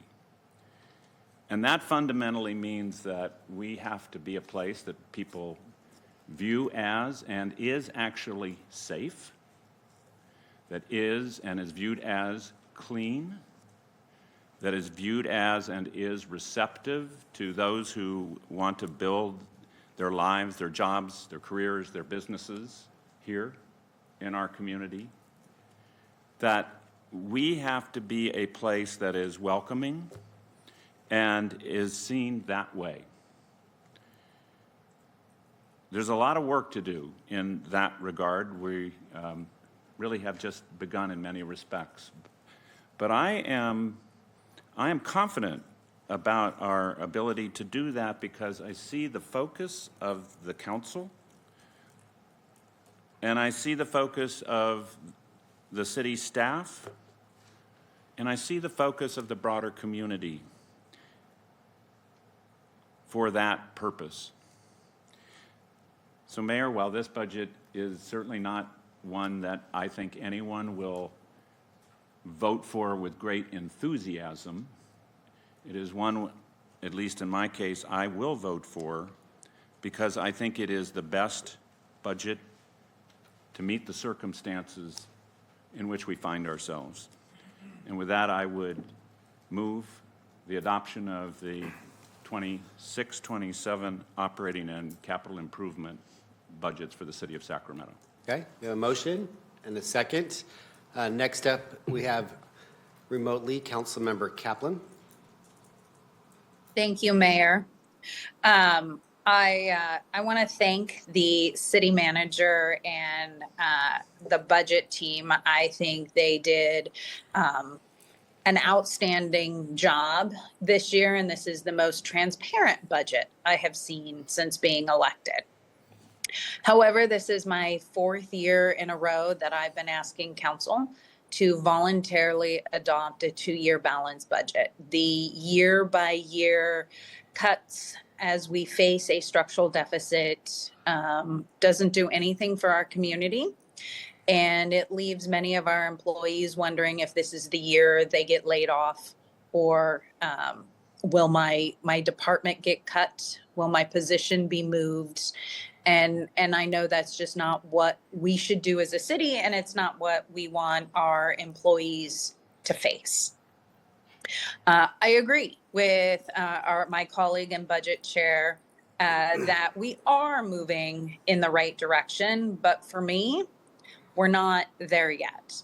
And for me, in listening to my constituents, where discussing public safety and safe neighborhoods and truly addressing homelessness with accountability and how we're using our funds in the right way, as well as being economically driven and looking at how we fully address housing and the costs and getting people more into housing, this budget isn't quite there for me yet.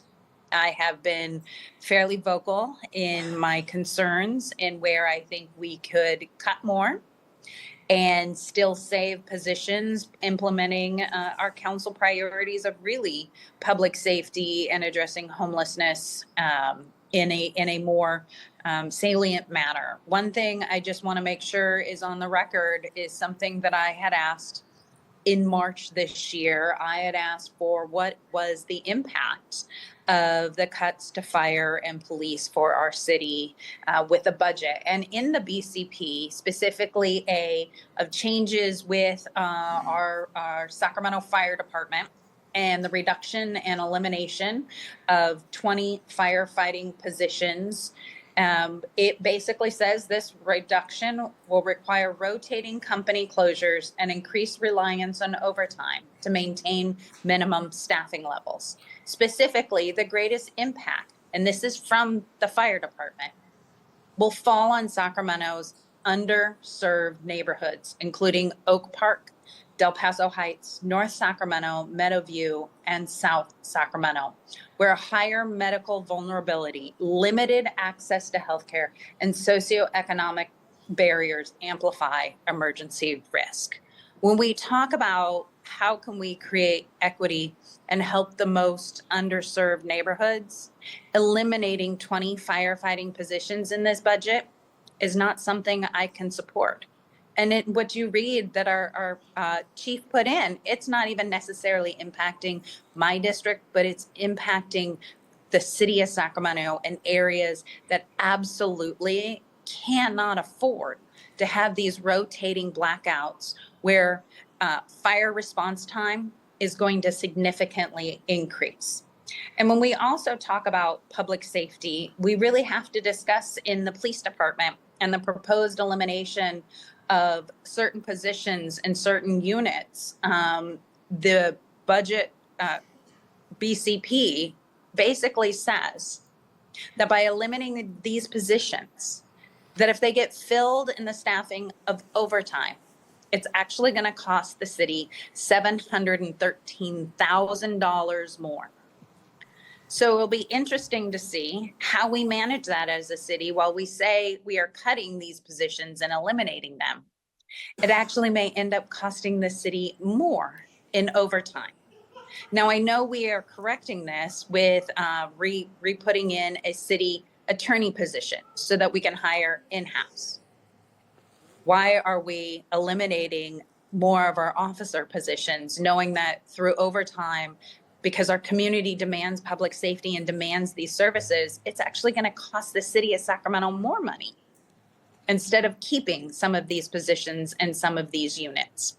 Well, I will echo what Councilmember Vang said on I am very happy that we were able to put back in the keeping, and especially through District 1 with the new parks that we are adding, and my saying that we should not hire out and we can have in-house our parks maintenance workers make sure that they are the ones supervising and cleaning and maintaining our parks, especially our new ones in District 1.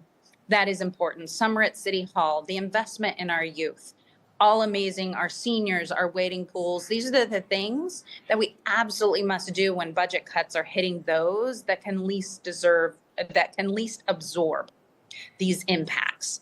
But one of the things I just don't quite understand, because there is over $9 million sitting in DCR's capital improvements, nobody's going to lose their job. No additional unhoused are going to lose their spaces.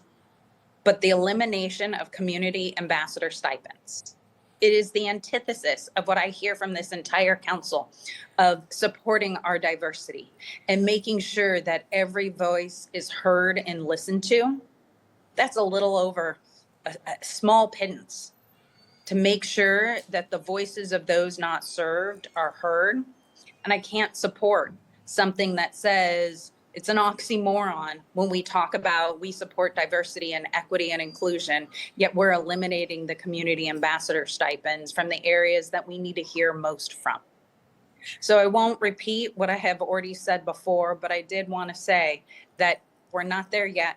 We're closer. But as the budget as presented, because it does not prioritize public safety and actually hurts our most vulnerable areas, especially in fire protection, when we could have just frozen those positions and not eliminated them and tried to really address and not seeing brownouts and pushing our existing firefighters on more mandatory overtime where we already have a significant rate out on work injury. We can do better. I know we can. We're close, but this is not it. So I cannot be supporting the budget this year. Thank you so much. Thank you, Councilmember Maple. All right, thank you, Mayor. I want to start by thanking the city manager and our finance team. So much work goes into this, hours and hours and hours of fielding requests from us, doing SBIs, answering all of our questions and answering them again. And I also especially want to thank the city manager for making this process, though it was longer, I think that's a great thing. It created a lot of opportunities, not only for the community to engage, but all of us to really dive in deeply. We had more meetings, we had more time. I felt that we had a lot more opportunity to engage throughout this entire process. And as a result, I think we were able to get some things done that would have been challenging if we had tried to cram it all at the end. And so I just want to appreciate the process. And when I say, like my colleague, Councilmember Dickinson, is none of us are happy about the situation that we're in. I don't think you'll find anyone up on this dais that is happy to see that we are in a structural deficit like many other cities in California and the state. I don't think that anyone's happy about any cuts to any of the programming that we have, because they're there in the first place because we wanted them there. However, we do have a mandate, and that mandate is required by law. We must balance our budget. We cannot write a check. We can't say, oh, we're going to carry a balance like the federal government can. We must find the way. And so when we see a decrease in revenues and we see increase in costs, like many of us do in our own budgets, with the cost of gas, the cost of insurance, that also impacts the city of Sacramento.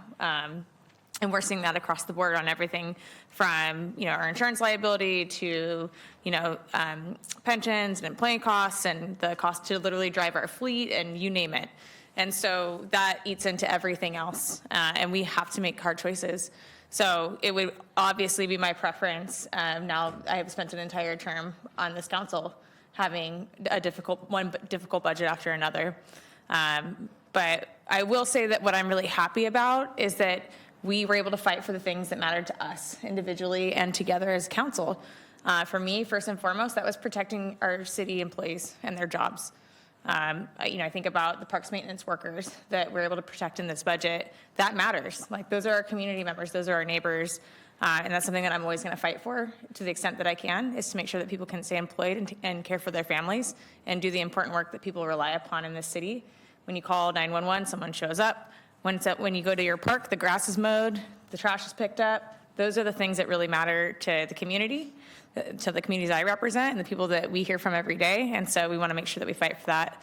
The other thing that was really important to me was our community-facing assets. Our community centers, our pools, our senior centers, those are lifelines for a lot of the neighborhoods that I represent and that we live in. And I know that was a challenge.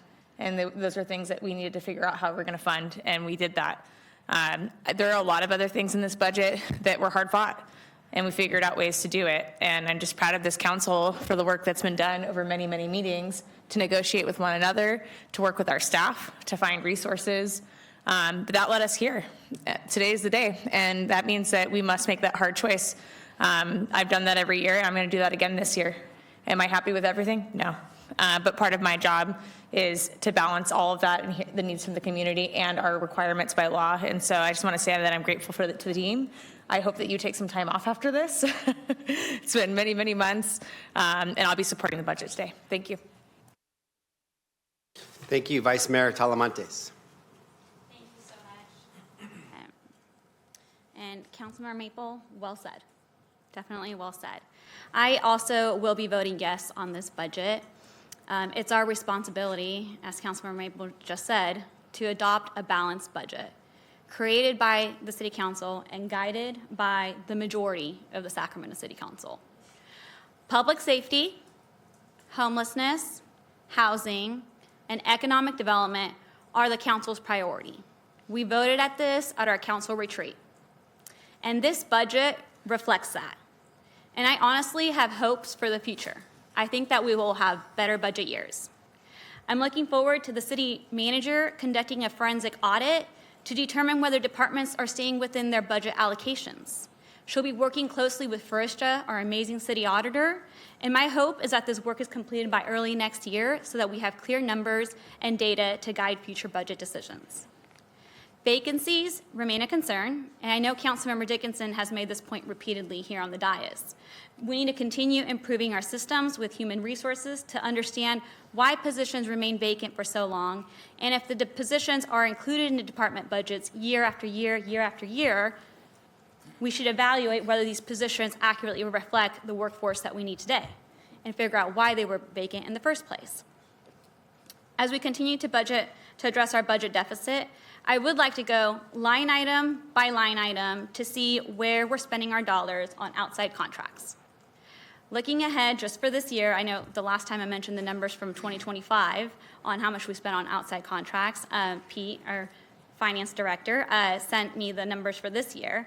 And from January to March of this year in 2026, we have already spent $20 million in outside contracts. And so I want to evaluate and go line item by line item to see what we can pull back and bring it in-house. I do want to give kudos to the city attorney's office for saying, hey, we need a city attorney so that you guys stop going outside for services. Keeping things in-house is so important to me. In the past years, we've relied on 15% reductions across departments year after year. And every single year, the departments have to come up with their list of 15%. We've had this list, and I'm sure that some of them remain the same year after year, and I think it's time to revisit that approach. A department of 5 having a 15% budget reduction is different than a department of over 500. Entirely different. And I think that we need to consider a more tailored strategy to reflect those differences within departments. Finally, the 3-year contracts we're currently negotiating with our labor union partners. We have some contracts that have passed. It allows us, well, they're 3-year contracts thus far, but it allows us for greater predictability in our budget planning, and it helps us make more informed decisions with the decisions that we have ahead financially. It allows us to know how much exactly we're going to be spending, and I'm really looking forward to that. And I do want to acknowledge that 75% of the solutions presented in this budget are ongoing cuts. That is huge. Like Mayor McCarty said when he first started, in the past years we did the easy peasy, the apples that already fell off the tree. But this year we went deep and we did 75% budget reductions. And these are dollars and cost savings that are going to help us for the following year. That's significant progress. And even though this budget is not perfect, it can't be lost on us that we made a significant progress. 75% is huge. I do think that with this approach, that next year it will allow us to go into a 0% budget forecast for the following year. So I'm looking forward to that. And also the 15%, changing our strategy on 15% reductions will help us with retention in the workforce.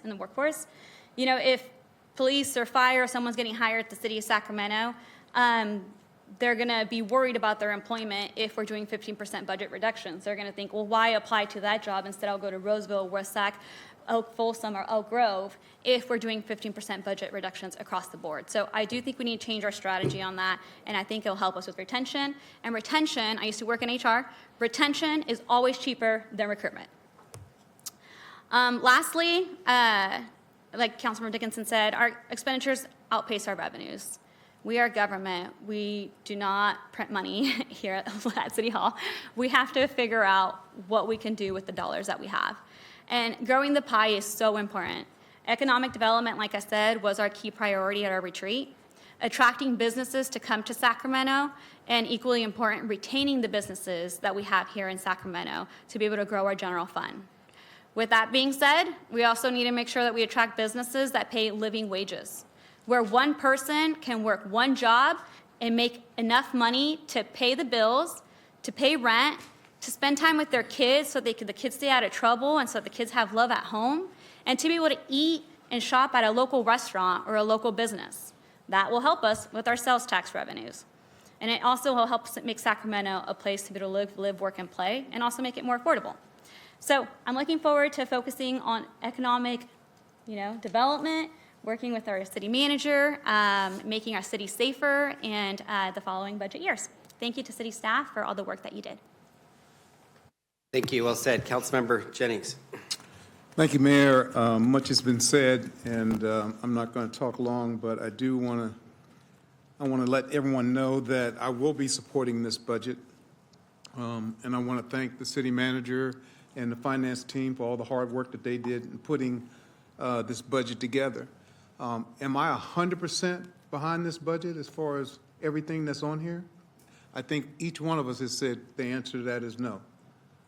But that doesn't mean we can't make some adjustments even after we go forward in order to get it to where it is that we want to get it to. And that's what a good team does. They make adjustments at halftime. They make adjustments during timeouts. They make adjustments in order to be able to make sure that they heard what the people have said, and they make adjustments in order to satisfy the people and satisfy this great city that we live in. So when you heard the strategy that the pools will remain open, I'm confident most of you, if not all of you, thought that was a great idea because you live in Sacramento and it's hot in the summertime. Sometimes it's even hot in the wintertime. Retaining the park staff, incredible idea.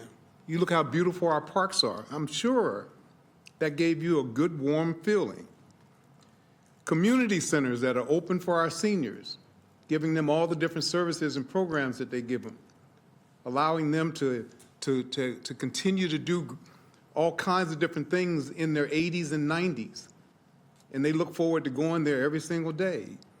And we were able to make those, keep them open and make them be a place where people can go in and speak their own language and speak to other people who love them as much as their own family does. Summer at City Hall, great program. I'm confident a lot of you said, hey, this is the kind of program that's going to make a difference. And so there's a lot of things I could mention about and talk about that we did. But then every once in a while, you look at something that didn't hit your list, just like you didn't get all the things that you wanted at Christmas time, right? So something didn't hit the Christmas list, and the Community Ambassador Program stipends, for instance. But that's an adjustment that we can make if we feel that that's important. And when we start listening to the people and understanding that this is a priority for them and they want that, we got to figure out how to make the adjustment. So I'm not talking while you're talking. So don't talk while I'm talking. So again, I'm talking to anybody that's not going to be, no, I'm not going to say that. All right. So anyway, I'm going to support this budget under the understanding that we're going to be able to make some adjustments that's going to make it better. And we're going to, in coming years, we're going to have a program and a process in place that we won't have to have these kind of tough conversations like we're having now. So whether it's a 2-year budget, as Member Kaplan says, or whether it's something else, but whatever it is, I'd like to figure out what it is, and I'd like for us to figure out what it is together, because that's how we work up here. We work together in order to make this the great city that it is. So I'll be supporting this budget this year. Thank you, Council Member Guerra. Thank you very much, Mayor, and all of our city team for starting this process early, because it really did allow us to engage with our neighbors. And I want to thank all of our neighbors who came and met with me, who sat down and talked about their concerns with the budget and how we can build a budget together. It also pleased me that tonight, we had neighbors from the beginning of the meeting who talked about how important it was to also protect our park employees, our city employees. They are our neighbors too. I mean, they live in our community, not just an abstract number. I mean, the fact that this proposal focuses on addressing the things that we need the most, our community assets, is important. Not only maintaining the cleanliness of our parks, the safety of our parks, making sure that our pools and our wading pools, for those who have little kids, those wading pools are critical, for them to also have a place as well. The Summer at City Hall program, building our next generation of leaders, making sure that they are helping us move forward, also critical. And a special thank you to all of the seniors who came out. Y muchos los que vinieron aquí que querían que su comunidad también tenga representación. Todos los demanitos que están escuchando allá, muchas gracias. It wasn't just about one program. We had a community that came out here and said, all of our senior programs need to be maintained.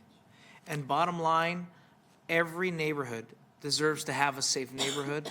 Focusing that this budget ensures on safety in neighborhoods is important.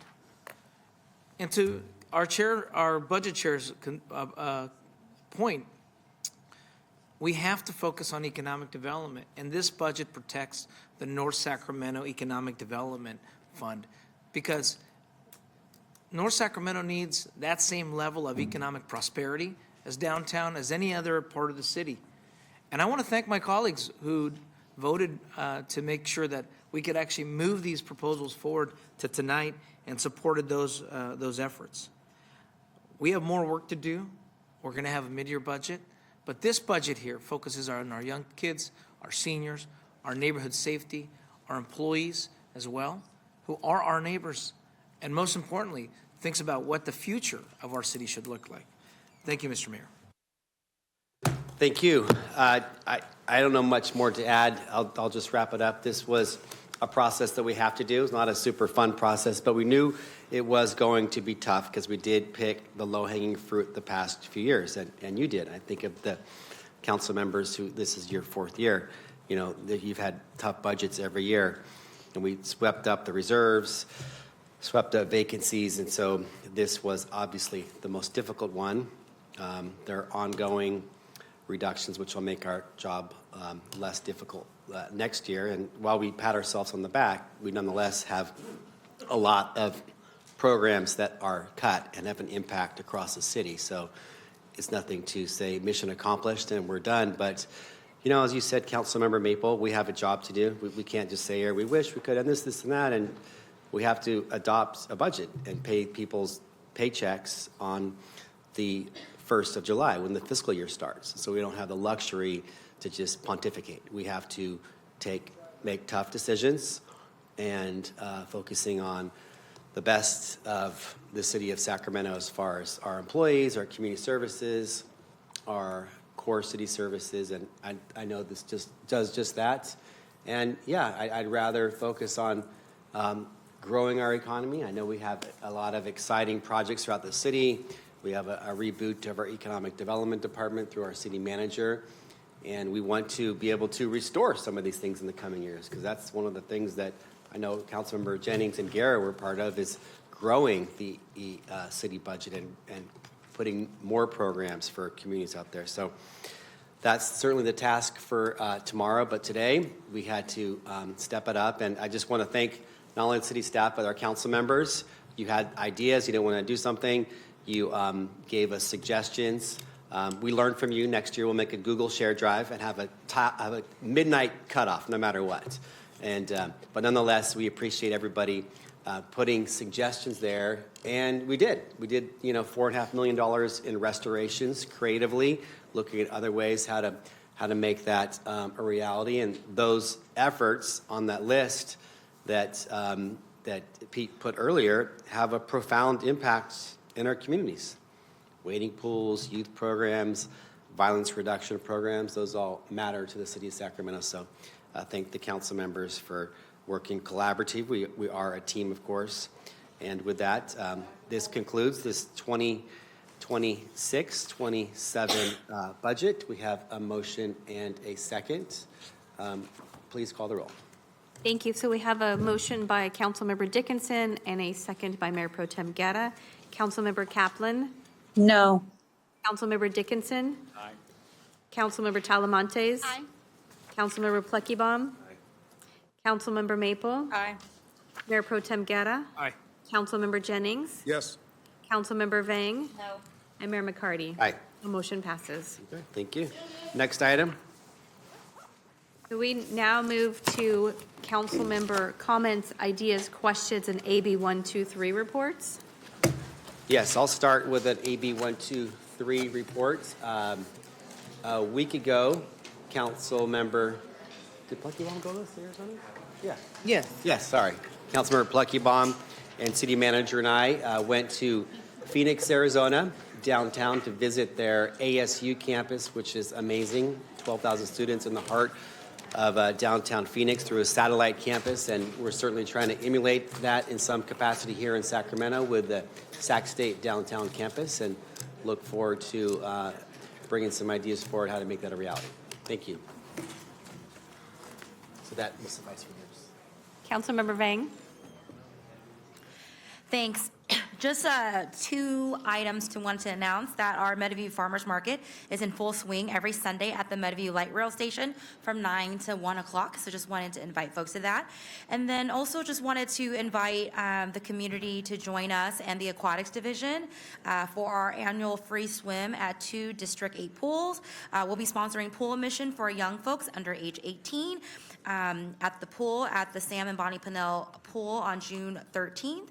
And then also at Cabrillo Pool from 1 to 5.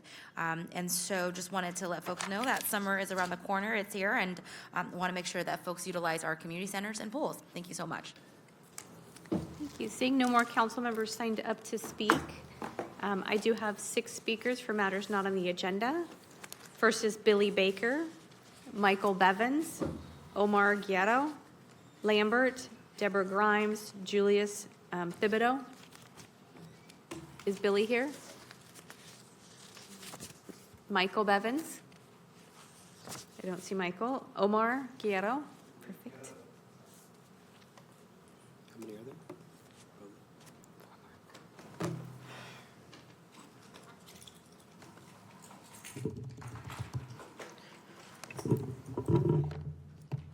Do I get a time limit? Please Or- proceed. Yes. Okay. Your 2 timer's on the minutes? screen. Okay, thank you.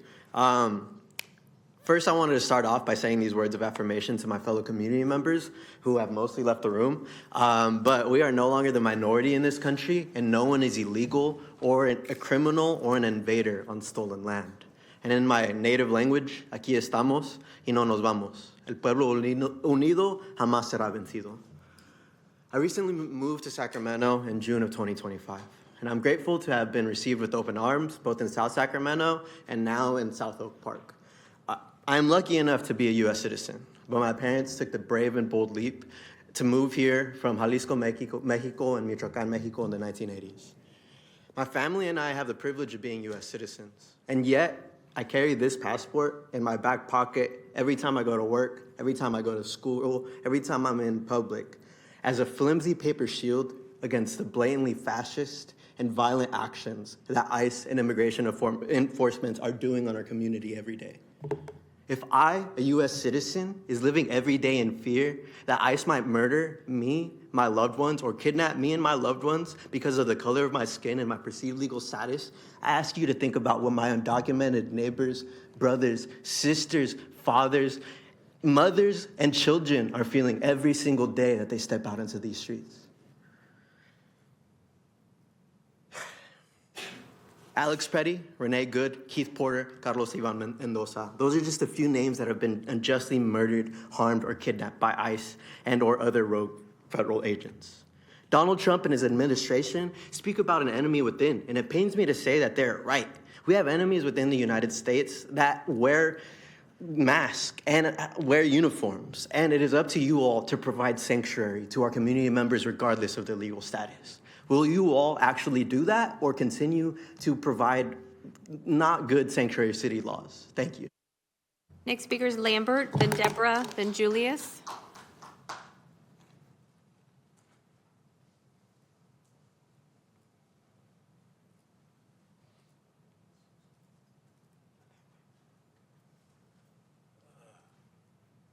I came tonight really to pay respects to my parents. My parents moved here in 1946.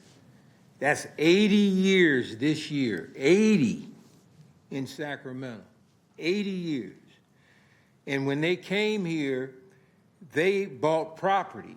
So that means they've been paying property tax in this city for 80 years. And our family still has property paying taxes. Now, as I watched most, if not all of the staff leave, I'm on record as saying that a lot of those staff members are the reason why you're in this deficit. Why would you be in a deficit if you have sound fiscal management?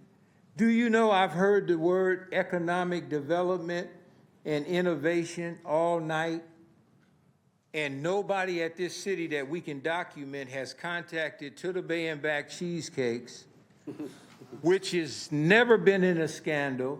We're getting ready to carve a major niche in Southern California. How can we do it? We have a manufacturer. That's how we can do it. And we also have distribution and demand.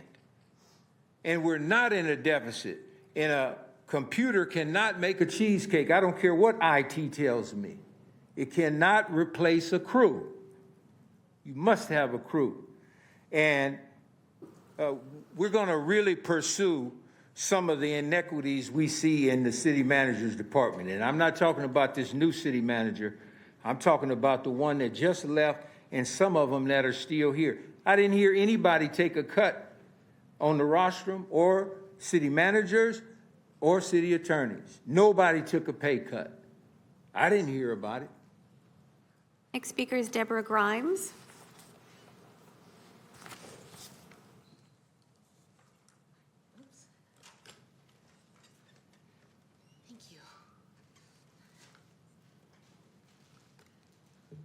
All right, good evening.